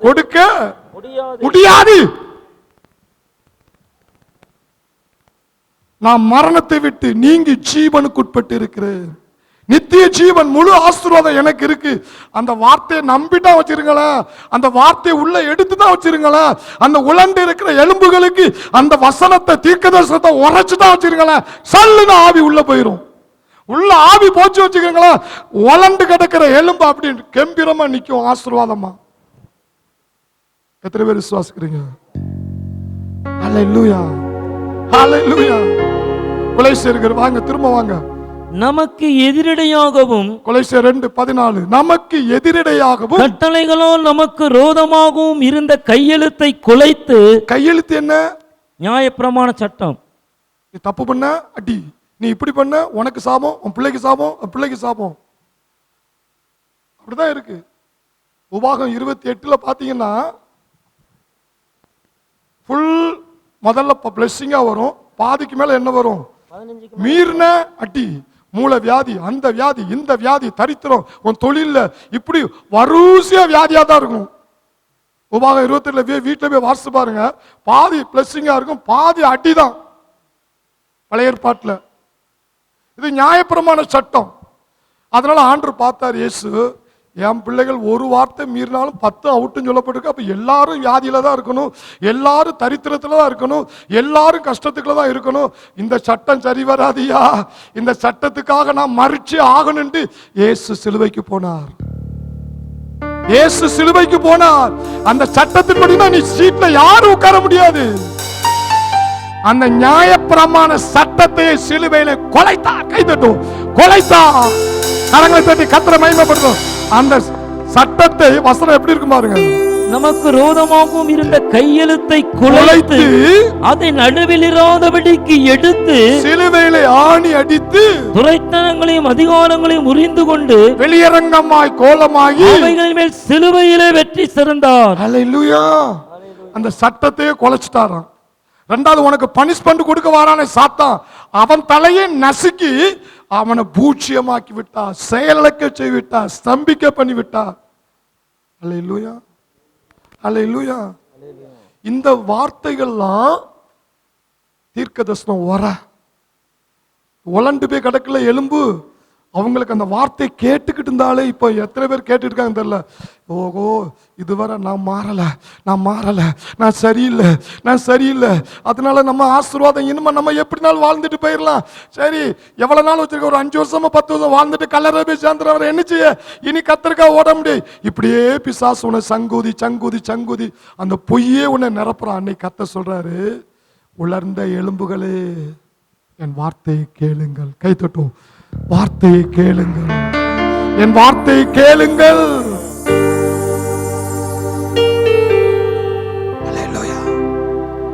எத்தனை பேருக்கு விசுவாசம் வந்துட்டு அந்த வார்த்தை உள்ள போகும் பொழுது கத்த சொல்றாரு, என் ஆவியை உனக்குள்ள அனுப்புவேன், அப்ப எலும்புகள் என்ன செய்யுமா? உயிரடையும். அப்ப ஃபர்ஸ்ட் எது போணும்? வார்த்தை. வார்த்தை இல்லாம ஆவியானவர் உள்ள வர மாட்டாரு. வசனம் வெளிப்பாடு வரல, எனக்கு தண்டனை தான், எனக்கு தண்டனை தான். ஆனா வசனத்தை புரிஞ்சுக்கிட்டா, கலாத்தியர் 3:13 என்ன சொல்லுது தெரியுமா? மரத்திலே தூக்கப்பட்ட எவனும் சபிக்கப்பட்டவன் எழுதியிருக்கிறபடி உபாகம் 28 உள்ள அத்தனை சாபத்தையும் அத்தனை வியாதியை தரித்திரத்தையும் எனக்காக இயேசு அந்த சாபத்தை தன்மேல் போட்டுக்கொண்டு என்னை முழுவதும் விடுதலையாக்கி ஆபிரகாமை போல செல்வச்சியமானா இருக்கும்படி எனக்காக என் இயேசு சிலுவையிலே தண்டிக்கப்பட்டார். அதனால பிசாசு எனக்கு தண்டனை கிடையாது. நான் இயேசுவை விசுவாசிக்கிறேன் அப்படின்னு அந்த வார்த்தையை உரைக்க உரைக்க உரைக்க அந்த கடன் பிரச்சனைக்குள்ள, சாபத்துக்குள்ள, வியாதிக்குள்ள கடக்கிறான் பாருங்க. அந்த எலும்புக்குள்ள அந்த வார்த்தை உள்ள போக போக அதுக்கு பின்னாடி ஆவியானவர் வருவார். அந்த வார்த்தைக்காக ஆவியானவர் வராரு. அந்த ஆவியானவர் அவனை வேற ஆளாவே மாத்திடுறாரு. கை தட்டுவோம். நியாயப்பிரமாணம் சாபத்தையே இயேசு நீக்கிவிட்டாரே. ஓ நியாயப்பிரமாணம் சாபத்தையே இயேசு நீக்கிவிட்டாரே. ஓ ஆபிரகாமின் ஆசீர்வாதம், ஓ ஆபிரகாமின் ஆசீர்வாதம் விசுவாசத்தோடு பெற்றுக் கொண்டோம். ஓ விசுவாசத்தோடு பெற்றுக் கொண்டோம். பிரியமானவரே என் ஆத்துமா வாழ்வதுமோ, நான் எல்லாவற்றிலும் வாழ்ந்து. வல்லமையான வார்த்தை தெரியுமா? பிரியமானவரே என் ஆத்துமா வாழ்வதுமோ, நான் எல்லாவற்றிலும் வாழ்ந்து சுகமாயிருப்பேனே, நான் செழிப்பாயிருப்பேனே, நான் உயர்வாயிருப்பேனே.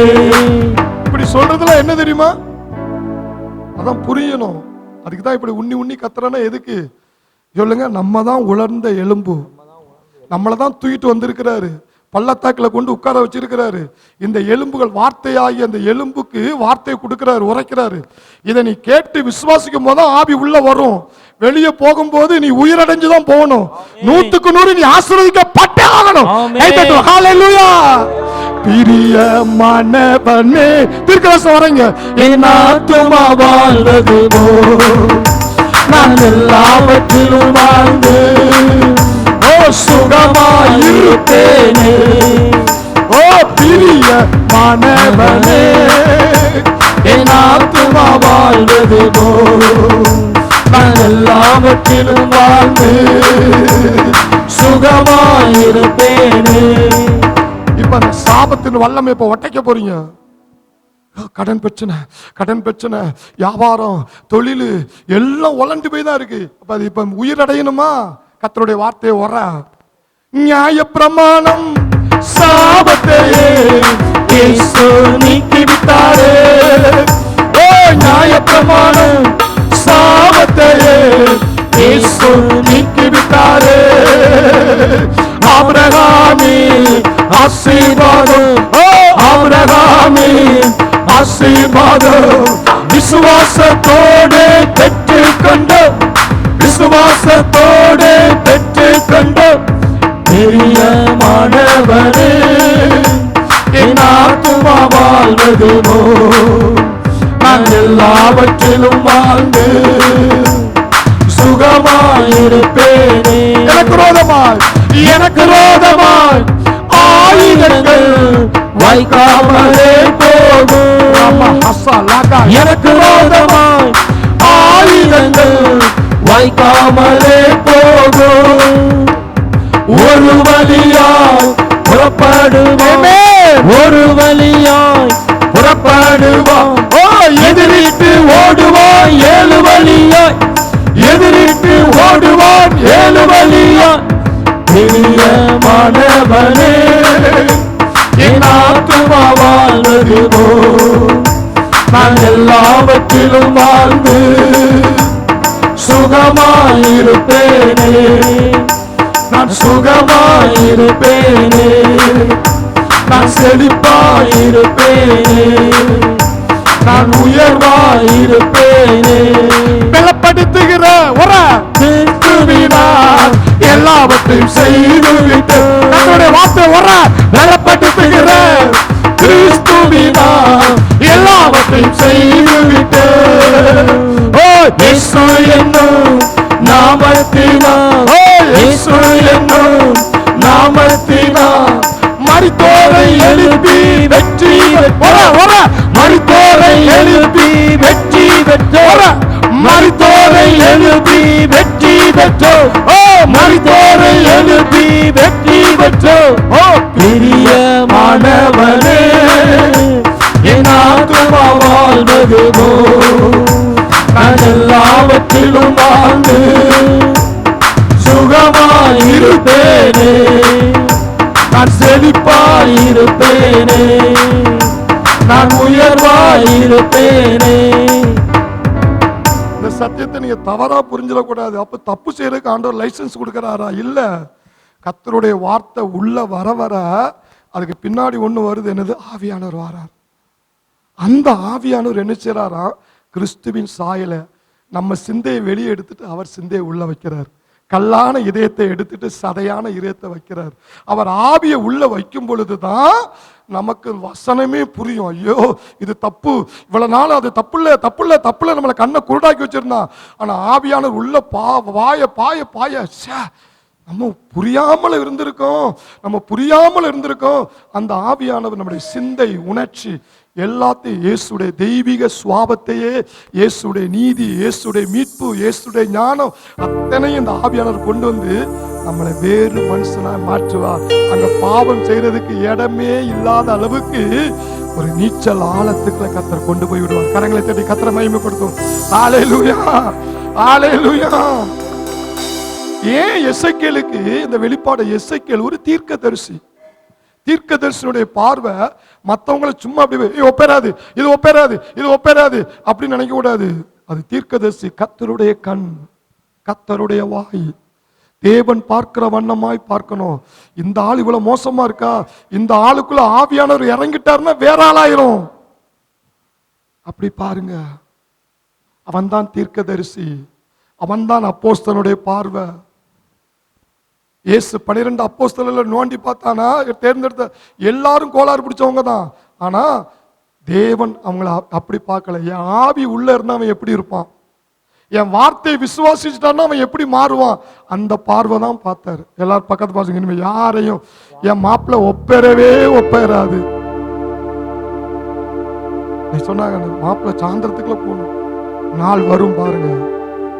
கர்த்தருடைய வார்த்தையை உரைச்சுக்கிட்டே இரு. நானும் என் வீட்டார் ரட்சிக்கப்படுவோம், நானும் என் வீட்டார் விசுவாசத்தினால் ரட்சிக்கப்படும். இப்படி அறிக்கை பண்ணிக்கிட்டே இருங்க. அந்த உலர்ந்த எலும்புகளுக்கு உயிர் கொடுக்கும் போது பின்னாடி ஆவியானவர் வருவார். சபலையே மாத்தினவர் உங்க மாப்பிளையை மாத்த முடியாதா? கரங்களை தட்டி கர்த்தரை மகிமைப்படுத்தும். ஹல்லேலூயா, ஹல்லேலூயா. ஏன் வார்த்தையை முன்னுக்கு கொண்டு வராருன்னா, வார்த்தை புரியலன்னா அவன் தேவனுக்காக பிரகாசிக்க முடியாது. குற்ற உணர்வு. காலையில் அந்த செய்தி கேட்டீங்க. குற்ற உணர்வில் நான் தான் சரியில்லையே, நான் தான் தப்பு பண்ணனே, இனிமே ஜெபம் பண்ணி என்னச்சே, நம்ம ஜெபத்தை ஆண்டவர் எங்க கேட்க போறாரு, நமக்கு எப்படி ஆவியை தருவாரு, நம்மெல்லாம் லாய் கிடையாது. அப்படியே பிசாசு ரிவர்ஸ்ல கொண்டு போய் அப்படியே அந்த எலும்புகளை கூட கொஞ்சம் உலர வைப்பான். நான் கர்த்தர் பாப்பா, நீ எவ்வளவுதான் உலர வை, நான் என் வார்த்தையை வெளிப்படுத்தி ஆவியை உள்ள அனுப்பிக்கிட்டே இருப்பேன். கைத்தட்டும். ஆவியை உள்ள அனுப்பிக்கிட்டே இருப்பேன். ஹல்லேலூயா, ஹல்லேலூயா, ஹல்லேலூயா. என் தேவனுக்கு அதுதான் அவருடைய தாகம். என்ன தெரியுமா? சாகும்போது கேட்பாங்கல்ல, தண்ணி கொடுப்பா, பால் கொடுப்பா. அவர் உயிர் போறதுக்குள்ள பிள்ளைகளை பூரா கூப்பிடுவாங்க. தகப்பனுக்கு உயிர் போற மாதிரி இருந்துச்சுன்னா, தகப்பனுக்கு உயிர் போற மாதிரி இருந்துச்சு, தாய்க்கு உயிர் போற மாதிரிச்சுன்னா பிள்ளைகள் அவ்வளவு பிள்ளைகளையும் கூப்பிடுவாங்க. பிள்ளைகள் அவ்வளவு பிள்ளைகளையும் கூப்பிட்டு என்ன செய்வாங்க? பால் ஊத்துங்க, பால் ஊத்துங்க. ஏன்னா கடைசி ஆசையா, என்ன ஆசை? கடைசி ஆசையை தீர்க்கணுமா? இதுல உங்களுக்கு எதுக்காக அந்த பள்ளத்தாக்கில் உட்கார வச்சு பேசிக்கிட்டு இருக்காரு தெரியுமா? அந்த எலும்புகளுக்கு கர்த்தருடைய வார்த்தையை உரைக்காரு. எதுக்கு தெரியுமா? தகப்பன் சொல்றாரு, எப்பா என் கடைசி ஆசையை நிறைவேற்றுவியா? எனக்கு ஒரு ஆசை இருக்குப்பா, நீ உனக்காகவே வாழ்ந்துட்டியே, உனக்காக, உன் பிள்ளைக்காக, உன் மனைவிக்காக, உன் கணவனுக்காக, உன் சொந்த பந்தத்துக்காக கடைசி வரை வாழ்றதுக்கு உன்னை தேர்ந்தெடுக்கலப்பா. எனக்கு ஒரு கடைசி ஆசை இருக்கு, அதை செய்வியா? எலும்புகள் உலண்டு போய் இருக்கிற எலும்பு தேடி வந்து பேசுறாரு, என்னுடைய கடைசி ஆசையை நிறைவேற்றுவியா? மார்க் எழுதின சுவிசேஷம் 16ஆம் அதிகாரம். மார்க் எழுதின சுவிசேஷம் 16-17. விசுவாசிக்கிறவர்களால் நடக்கும் அடையாளங்கள் ஆவன. என் நாமத்தினால் பிசாசுகளை துரத்துவார்கள். என் நாமத்தினால் பிசாசுகளை துரத்துவார்கள். நாமத்தினால் பிசாசுகளை துரத்துவார்கள். நாமத்தினால் பிசாசுகளை துரத்துவார்கள். நாமத்தினால் பிசாசுகளை துரத்துவார்கள். நவமான பாஷைகளை பேசுவார்கள். சர்ப்பங்களை எடுப்பார்கள். சாவுக்கு ஏதான யாவற்றையும் குடித்தாலும் அது அவர்களை சேதப்படுத்தாது. வியாதியின் மேல் கைகளை வைப்பார்கள். அப்பொழுது அவர்கள் சுஸ்தமாவார்கள். சொல்லிட்டு இவ்விதமாய் கர்த்தர் அவர்களுடனே பேசின பின்பு பரலோகத்துக்கு எடுத்துக்கொள்ளப்பட்டு தேவனுடைய வலது பாரிசத்தில் உட்கார்ந்தார். கடைசி ஆசையை சீசர்கிட்ட சொல்லிட்டு போயிட்டாரு. ஆசை இதான்ப்பா, என் நாமத்தை கொண்டு பிசாசை துரத்துங்க, நவமா அந்நிய பாஷைகளை பேசுங்க. ஏன் ரெண்டாவது அந்நிய பாஷையை கொண்டு வந்துட்டார் தெரியுமா? முதல்ல பிசாச துரத்த சொல்றாரு, ரெண்டாவது பாஷையை பேச சொல்றாரு. ஏக்கு தெரியுமா? பிசாசுடைய தந்திரம் என்ன தெரியுமா? நீ பாஷை பேசிட்டா நீ வேற ஆளாயிருவேன்னு அவனுக்கு தெரியும். நீ பாஷைகளை பேசிட்ட வார்த்தையின் வெளிப்பாட கண்டுபிடிச்சிருவேன்னு அவனுக்கு தெரியும்.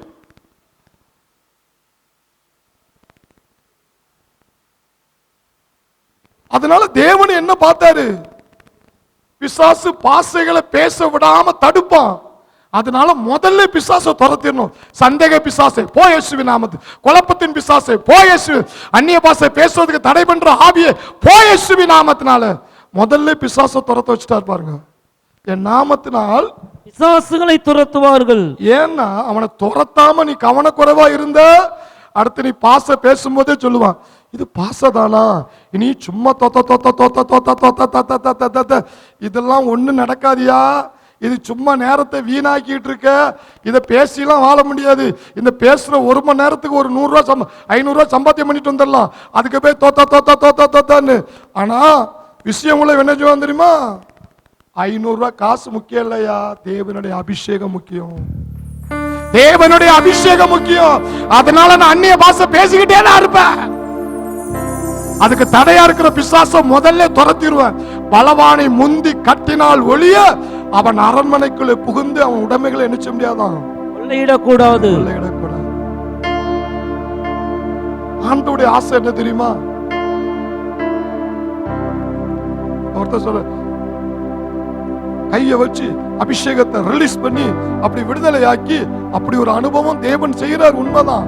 ஆனா அதுதான் வெற்றி வாழ்க்கையின் ரகசியம் அல்ல.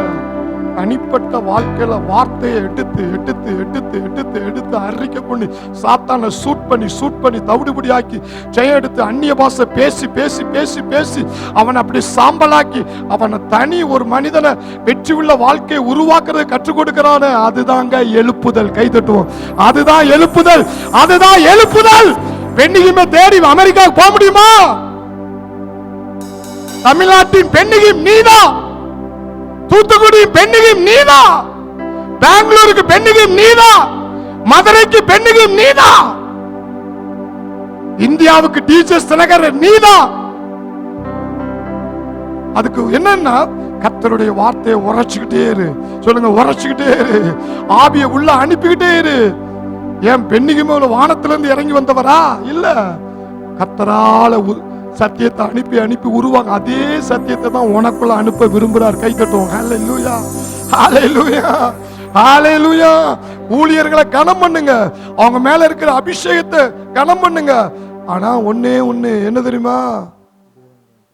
அவங்கள மாதிரி நானும் வரணும். இயேசு சொன்னாரு, நான் எப்படி பிசாசை துரத்தின பூமியில இருக்கிற அதே மாதிரி என் நாமத்தை கொண்டு நீ செய்யணும். இயேசுடைய துடிப்பே அதுதான். நான் தான் செய்யணும் அப்படின்னு இல்ல, என்ன மாதிரியே செய்யணும். என்னை விசுவாசிக்கிறவன் நான் செய்கிற கிரியைகளை செய்வான், அதை காட்டிலும் பெரியவைகளையும் செய்வான். என்ன மாதிரியே நீ செத்தவனை எழுப்பணும், என்ன மாதிரியே பிசாசை துரத்தணும், என்ன மாதிரியே வியாதியஸ்ல சுகமாக்கணும், என்ன மாதிரியே வியாதியஸ் மேல நீ கையை என்ன செய்யணும், வைக்கணும். பிசாசு என்ன செய்யணுமா? இதை செய்ய விட மாட்டான். ஒருவன் மேலும் சீக்கிரத்தில் கையை வைக்காதே, உன்னை சுத்தமான ஆக்கிக்கொள்ளு அப்படின்னு அங்க ஒரு வசனம் இருக்குல்ல, சடக்குன்னு வைக்காத. அது அவிசுவாசம். அந்நிய பாஷையில ஆவில நிரம்பாதம் வைக்க கூடாதுதான், சுத்திகரிப்பு இல்லாத வைக்க கூடாதான். வார்த்தையை சந்தேகப்படுற வச்சான்னா கை மாட்டிக்கிறோம். ஆனா தேவனுடைய வார்த்தையில நிக்கிற மனிதனுக்கு ஆவியானவர் கொடுக்கிற தைரிய விசுவாசம்.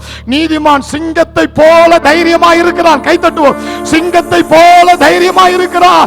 தேவன் நமக்கு பயமுள்ள ஆவியை கொடாமல் பலமும் அன்பும் தெளிந்த புத்தியுள்ள ஆவியை கொடுத்திருக்கிறார். என் கையை பிசாசு தாக்க வாரான்னா என்னை தாக்குற பிசாசை விட எனக்குள் இருக்கிற இயேசு பெரியவர். ஒரு முறை அண்ணா நகர் பகுதியில் பிசாசை துரத்துறதுக்காக கூப்பிட்டாங்க. அந்த பிசாசை பார்த்தீங்கன்னா ஒரு ரூம் ஃபுல்லா ஆள் கொண்டுட்டு டி முறைச்சுக்கிட்டு அப்படி கடிக்க வர்ற மாதிரி. அப்போ எல்லாரும் போனோம். ஒரு ஆளை மட்டும் மெயினா குறி வச்சு அந்த தாக்க போறான். அப்ப எனக்கு பரிசுத்த ஆவியானவர் என்ன டக்குன்னு சொன்னாரு, எப்பா இதுல ஒரு சிலர் பயப்படுறாங்க, அவன் பண்ற ஆக்ஷனை பார்த்தோன்னே பயப்படுறாங்க, ஓடி வந்து மூஞ்சில அடிச்சிருமோ அப்படின்னு பயப்படுறாங்க. அதனால அவங்களுக்கு இருக்கிற பயம், சந்தேகம், அவிசுவாசம் வெளியே போனா ஒரு கொஞ்ச நேரம் 10 நிமிஷம் அந்நிய பாஷை பேசு, எல்லாரையும் அந்நிய பாஷை பேச விடுனார். பேசிக்கிட்டே இருக்கும்போது ஆவியானவர் சொன்னார், இப்ப இயேசுவின் நாமத்தினால கட்டளை கொடுனார், இயேசுவின் நாமத்தில் பொல்லாத ஆவியே வெளியே வா. டமார்னு விழுந்துச்சு பார்க்கணும் பிசாசு.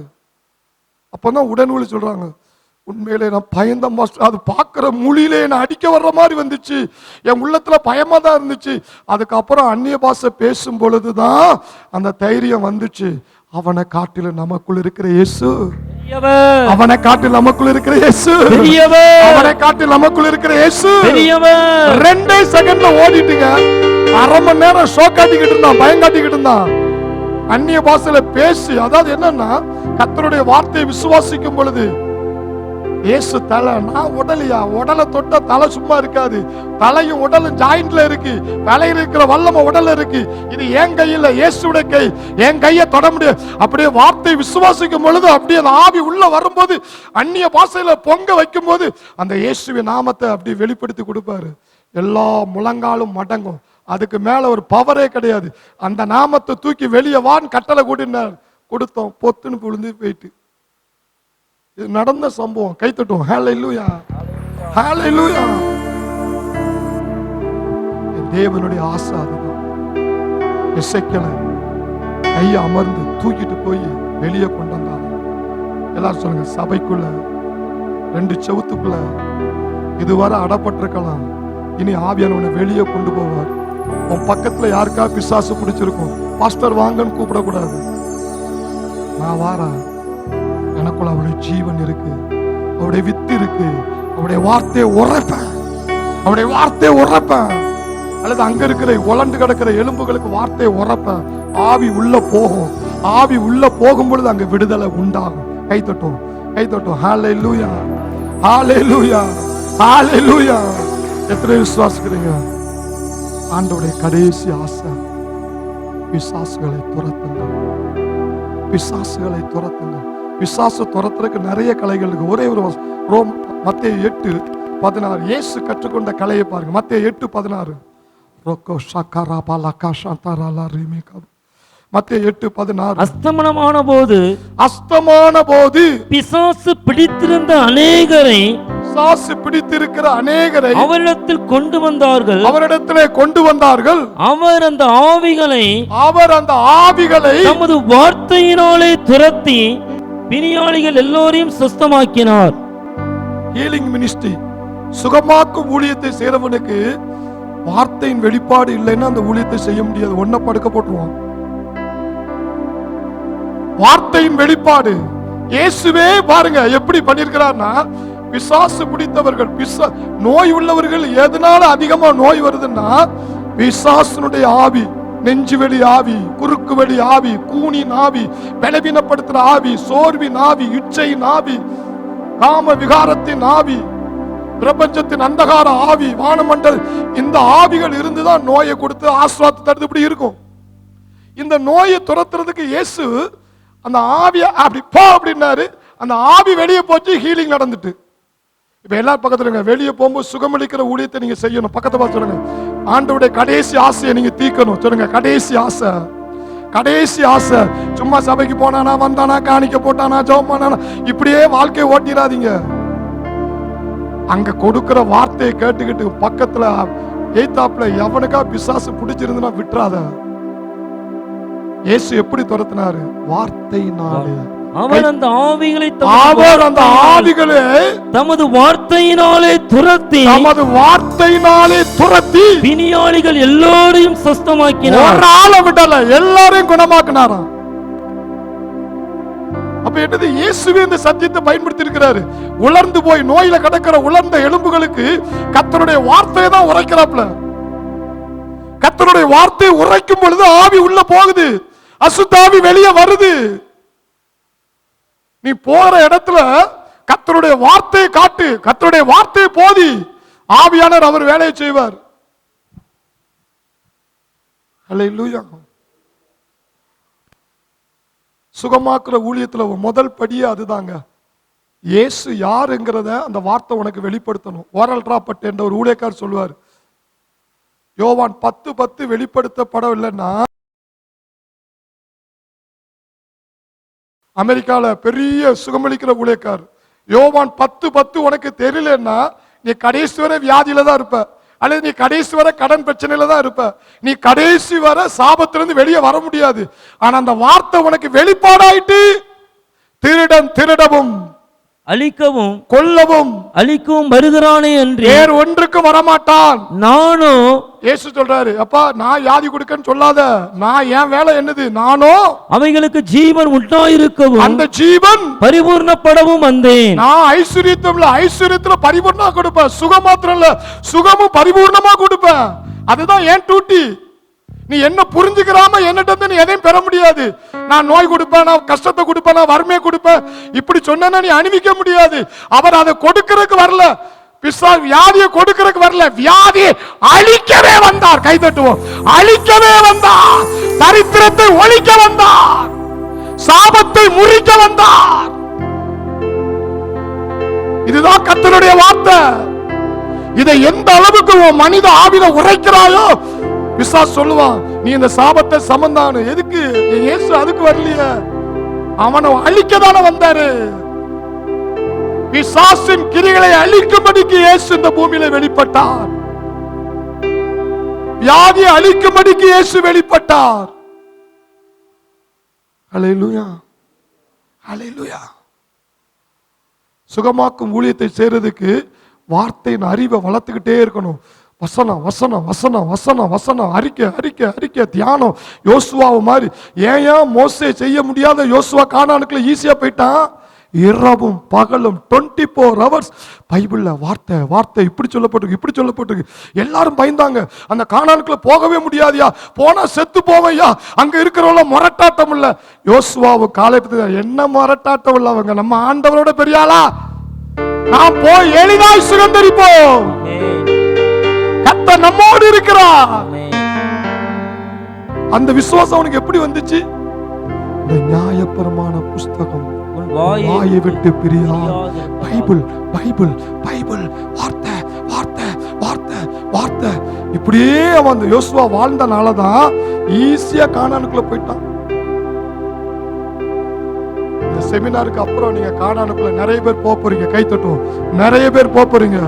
வார்த்தையின் சத்தியத்தை கண்ணை திறந்து விடுறாரு, திறந்து விடுறாரு. வார்த்தை முன்ன வந்துட்டு ஆவியானவர் பின்னாடி வந்துகிட்டே இருப்பார். அதான் சங்கீதம் 107:20 சொல்றார், அவர் தமது வசனத்தை அனுப்பி அவர்களை குணமாக்கி அழிவுக்கு தப்புவிக்கிறார். சொல்லுங்க, வார்த்தை முன்னே, வார்த்தை முன்னே, சுகம் பின்னே, சுகம் பின்னே, அற்புதம் பின்னே.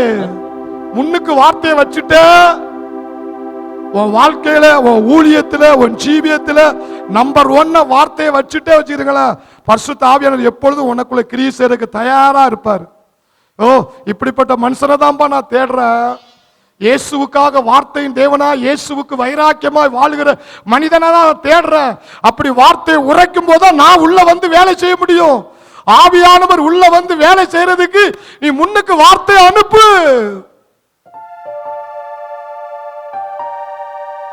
ஹல்லேலூயா, ஹல்லேலூயா. எத்தனை பேர் புரிஞ்சுட்டு ஆண்டவர் தான் எனக்கு நோயை கொடுத்துட்டாரு, எனக்கு நோயை கொடுத்துட்டாரு, எனக்கு பண கஷ்டத்தை கொடுத்துட்டாரு, தரித்திர, அது அவர் கொடுக்கல, பிசாசு கொடுத்தான். அதை நீ எப்படி துரத்தனா, வார்த்தையினால துரத்தி சுகத்தை பெற்றுக் கொள்வீர்கள். இயேசுவின் நாமத்தில் வியாதியை கொடுக்கிற பிசாசை எதிர்த்து விட்டு அவன் என்னை விட்டு திகழடைந்து ஓடுவான். அற்புதத்தை ஆசீர்வாதத்தை தடுக்கிற பிசாசை இயேசுவின் நாமத்தை நான் எதிர்த்து விட்டு அவன் என்னை விட்டு ஓடி போவான். நான் எதிர்க்கக்கூடிய அதிகாரத்தில் நான் இருக்கிறேன். தேவனுடைய வார்த்தை சொல்லுகிறது, இயேசு கிறிஸ்துவுக்குள் சிருஷ்டிக்கப்பட்டு நான் தேவனுடைய செய்கையா இருக்கிறேன். எனக்கு அந்த அதிகாரம் கொடுக்கப்பட்டபடி நான் இயேசுவின் நாமத்தை தரித்திர பிசாசே, என் தொழிலை கைய வைக்கிற பிசாசே, என் தொழிலை அழிக்கிறதுக்கு நான் அனுமதி கொடுக்க மாட்டேன். உன்னை இயேசுவின் நாமத்தினால் எதிர்த்து நிற்ப. ஆண்டவர் சொல்றார், திருடனை கண்டுபிடித்தால் 7 மடங்கு அவன் வட்டியோடு நமக்கு திருப்பி தரணுமா. திருடன் பிசாசு தான் நீ கண்டுபிடிச்சிட்ட. இவ்வளவு நாள நம்ம தொழில அவன் தான் மடக்கி வச்சிருக்கானா, பணத்தை அவன் தான் மடக்கி வச்சிருக்கானா, சுகத்தை அவன் தான் மடக்கி வச்சிருக்கானா. இப்ப நான் கண்டுபிடிச்சிட்டேன். ஏசப்பா அதை செய்ய மாட்டாரு, அவன் தான் செய்யறான். அவனை கண்டுபிடிச்சிட்டேன்னா 7 மடங்கு உனக்கு ஆசீர்வாதத்தை திருப்பி தரணுமா. இந்த செமினாருக்கு அப்புறம் பாருங்க எத்தனை மடங்கு நீ ஆசீர்வாதத்தை நீ அள்ள போகிற. கை தட்டுவோம். அள்ள போகிற அள்ள போற அள்ள போற அரக்கா ஷாக்கா தாரா ரோகோ ஷாக்கா தாரா லக்கா தரிபி ரோகோடா தோடா தாரா பாலா ஹம் தாரா பாலா ராபா. நாம் கண்களை மூடி ஓரியால ராபா பாபா பாபா பாபா.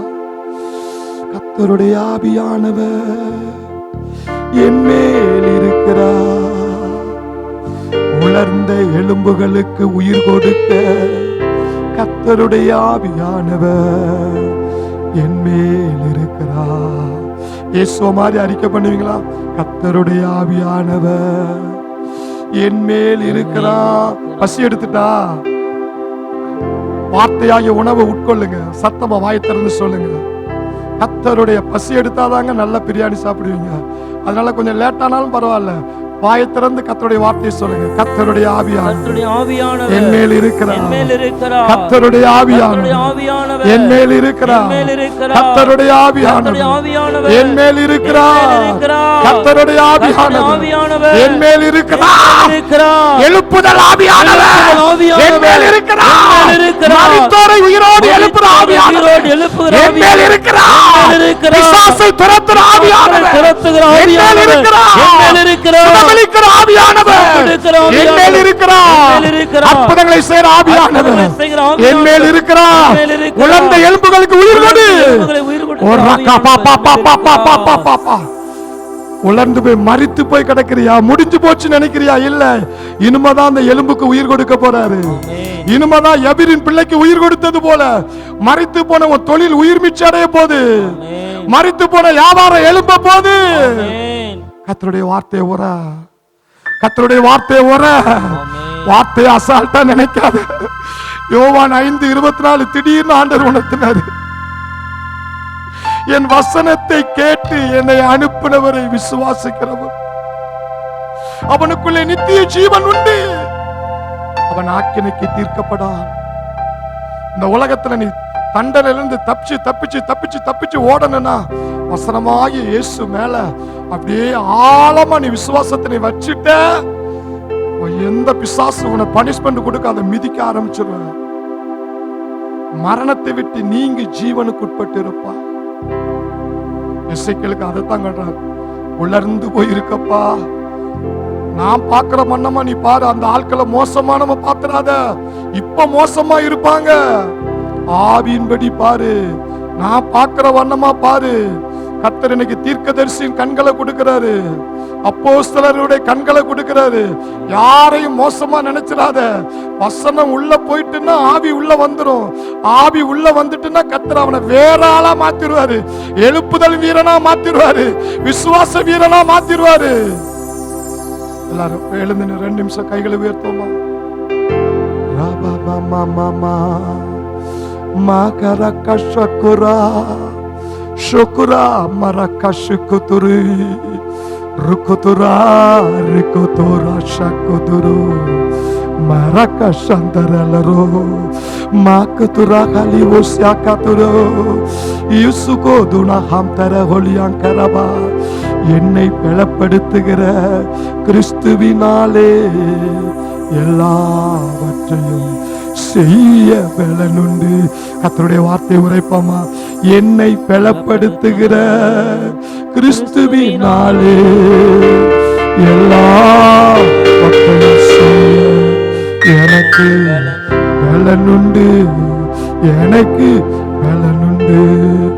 என்னை பலப்படுத்துகிற கிறிஸ்துவினாலே எல்லாவற்றையும் செய்ய பலன்.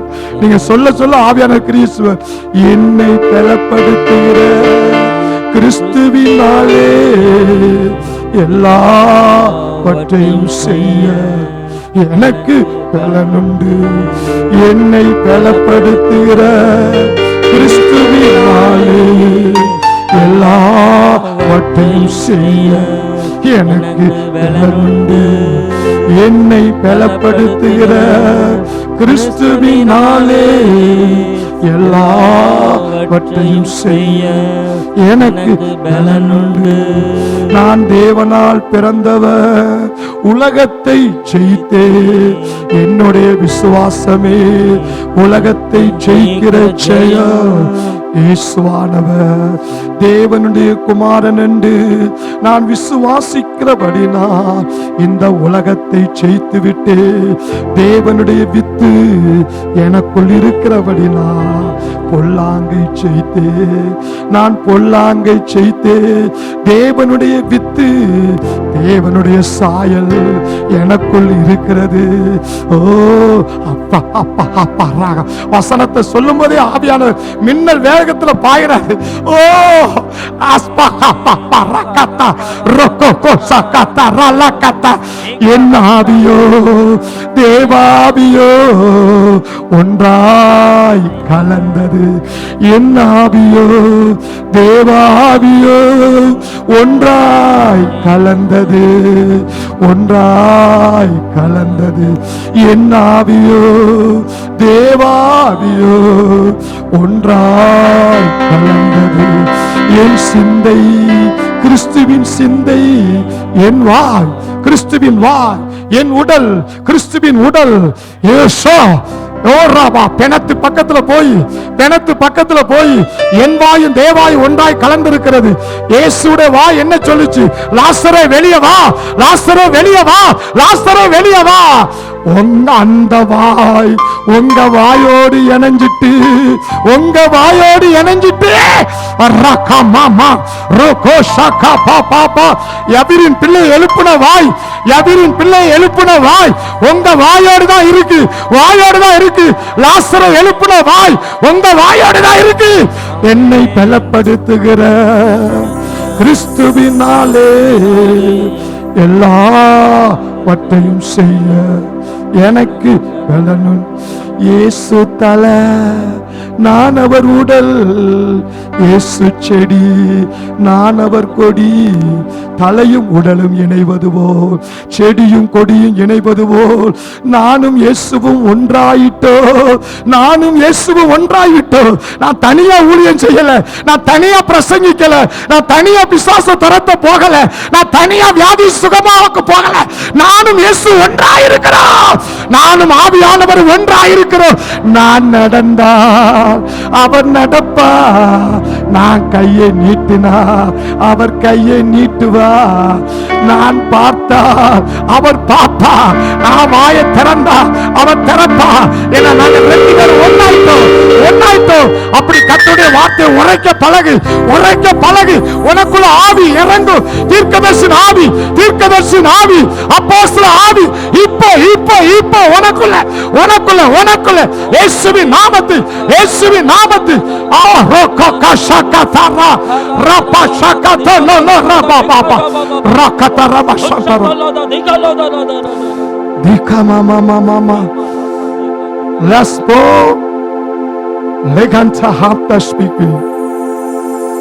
தீர்க்கதரிசி அப்போஸ்தலன் என்று சொன்னா மட்டும் போதாது, அந்த அழைப்பை வெளியே கொண்டு வா.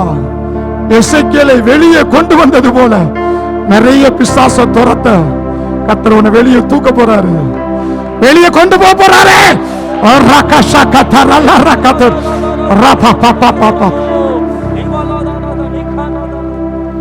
அதுக்குதான் உனக்கு கற்றுக் கொடுக்கிறாரு. நீ யாரையும் பார்த்து துப்பிராத. இது ஒப்பேராத கேஸ், துப்பிராத. அந்த கண்ணோட நீ பார்க்க கூடாது. ஒருவனை நான் மாம்சத்தின்படி பார்க்க மாட்டேன். ஏசப்பா எப்படி பார்க்கிறாரு? பூமிக்கு வானம் உயர்ந்திருப்பது போ, உன் நினைவுகளை காட்டிலும் அவருடைய நினைவுகள் உயர்ந்திருக்கிறது.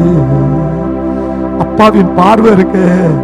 பேதுருவ, இப்படியாப்பா நீ தூங்கிட்டு இருப்ப, இப்படியாப்பா பச்சையா 3 தடவை மறுதளிப்ப, நீனும் உனக்கு அப்போஸ்தலர் சீட்டை கிழிக்கம் பாரு அப்படின்னு சொல்லல.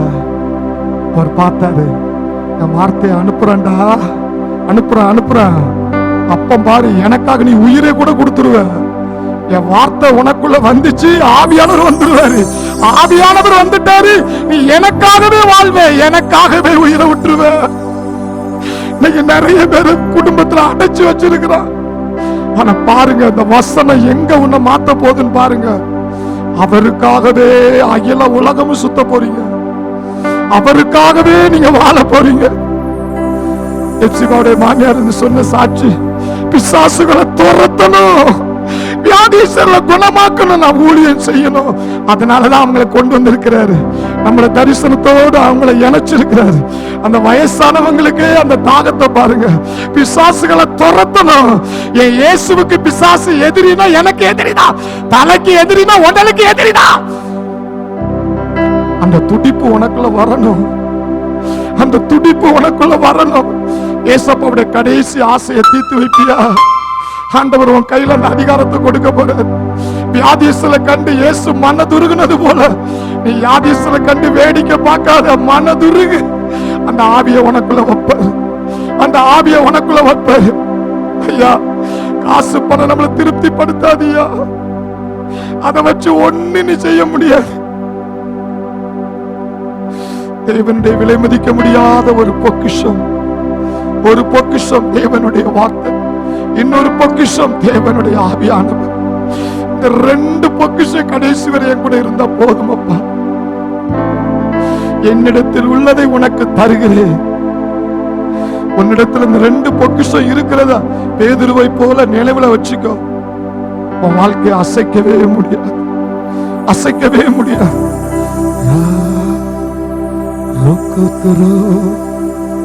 நிறைய பேருக்கு இந்த இடத்துல ஆண்டவர் சொல்றாரு, ஹீலிங் மினிஸ்ட்ரி வச்சிருக்கிறார், சுகமளிக்கிற ஊழியத்தை வச்சிருக்கிறார். நீங்க இருக்கிற இடத்துல நீங்க தான் பெண்ணியும் கூட்டத்துக்கு கூட்டு போக்கிருக்கலாம், பெரிய பெரிய கூட்டத்துக்கு கூட்டு போயிருக்கலாம், கூட்டு போங்க. ஆனா உனக்குள்ள இருக்கிற அபிஷேகத்தை மறந்துடாத. கர்த்தர் உன்னை கொண்டு அவங்களை விடுதலையாக்க விரும்புறாரு, சுகமாக்க விரும்புறாரு, சுகமாக்க விரும்புறாரு. ஓ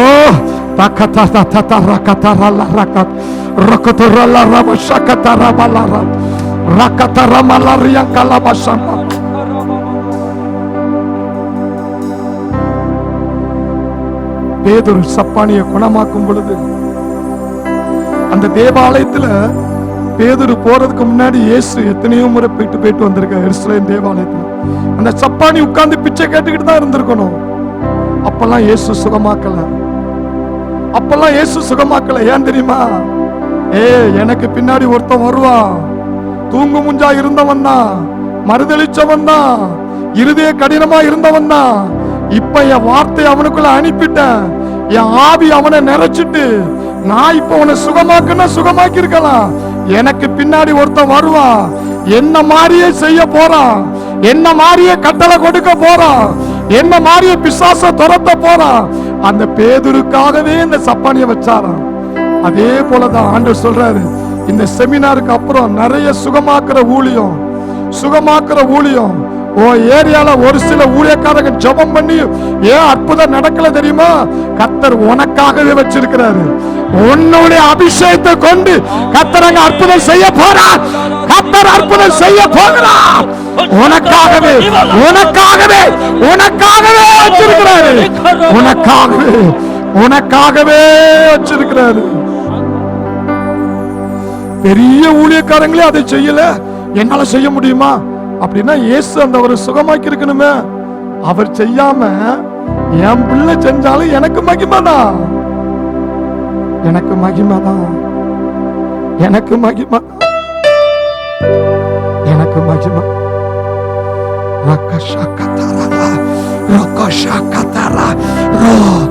பரிசுத்தாவியானவர் இடைபடுறாருங்க. சிலர் மேல தீர்க்கதரிசன ஆவி இறங்குது, நீங்க தீர்க்கதரிசன ஆவி இறங்குது, அப்போஸ்தல சுகமளிக்கிற ஆவி இறங்குது. ஒரு அப்போஸ்தலனுடைய துடிப்பு என்ன தெரியுமா? கை சும்மா இருக்காது, யார் தலைமையிலே வச்சு அபிஷேகத்தை இறக்கணும் தான் நினைப்பான். தீர்க்கதரிசிக்கு அப்படிதான். ஓ கர்த்தருடைய ஆவி உள்ள இறங்கணும், நம்ம கண்ணு வேற மாதிரி பார்க்கணும், வேற மாதிரி பார்க்கணும்.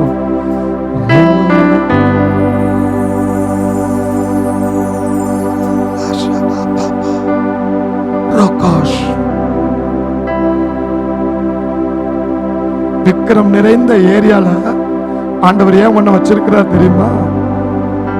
உனக்குள்ள ஒரு அபிஷேகம் இருக்கு. உனக்குள்ள இருக்கிற அபிஷேகம் அந்த சத்துரு பார்க்கணும். அந்த காலை நெருங்கிட்டு அவன் ஒன்ன சோதிச்சான்ல, இப்ப கர்த்தருடைய வார்த்தை உரைச்சு பாரு, அவன் ஓடுவான். விக்கிர ஆராதனைக்காரர் ஒன்னிட்ட இருந்து ஆசீர்வாதத்தை புடுங்க முடியாது. நீதான் அவன்கிட்ட இருந்து புடுங்க போற.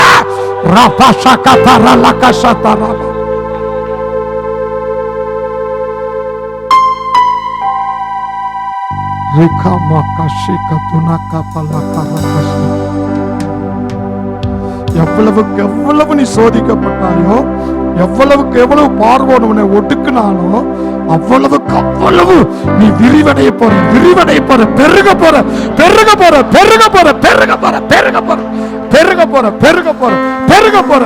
எவ்வளவுக்கு எவ்வளவு சாத்தாவன பண நெருக்கடி கொடுத்தானோ அவ்வளவு காலம் நீ வாரி இறைக்க போற, அநேகருக்கு கொடுக்க போற.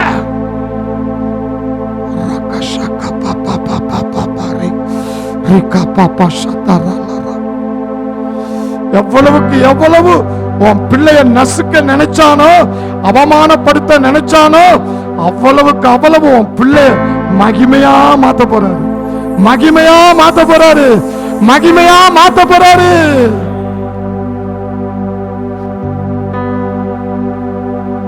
பிசாசு யாரையுமே பேச விட்டா எல்லாரும் கர்த்தர் சொல்றாரு, அந்த பேசுற வாய்கள் எல்லாம் கர்த்தர் அடைச்சு போடுவார்.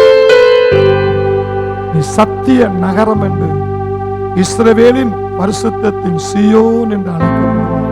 உனக்கு புதிய நாமத்தை தரிக்க வைப்பார். நீ சோதிக்கப்பட்டில்ல, அதனால கர்த்தர் சொல்றாரு, என்னுடைய புதிய நாமத்தையே உனக்குள்ள நான் தரிக்க வைப்பேன். கைதட்டும்.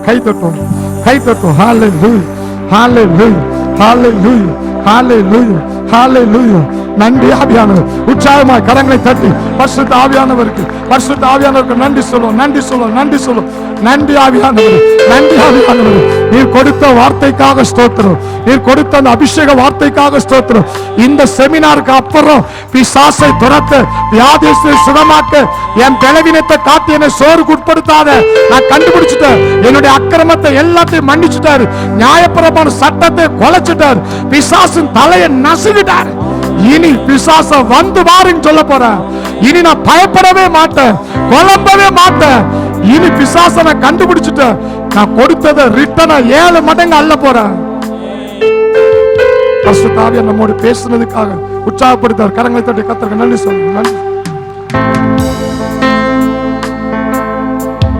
விதைக்கப்பட்ட வார்த்தை 30, 60, 100 பலன் கொடுக்க செய்யறதுக்காக ஸ்தோத்திரம். இரத்தத்தின் போர்வையினால் மூடிக்கொள்ளும், நீர் பாதுகாத்துக் கொள்ளும். தொடர்ந்து வழிநடத்தும். வார்த்தையின் தேவனாய் இயேசுவுக்கு மகிமை. பரிசுத்த ஆவியானவரே, எனக்கு ஒத்தாசை பண்ணதுக்காக உமக்கு நன்றி. இயேசுவின் நாமத்தில் பிதாவே. கரங்களை தட்டி கர்த்தருக்கு நன்றி சொல்லுங்க. ஹalleluya.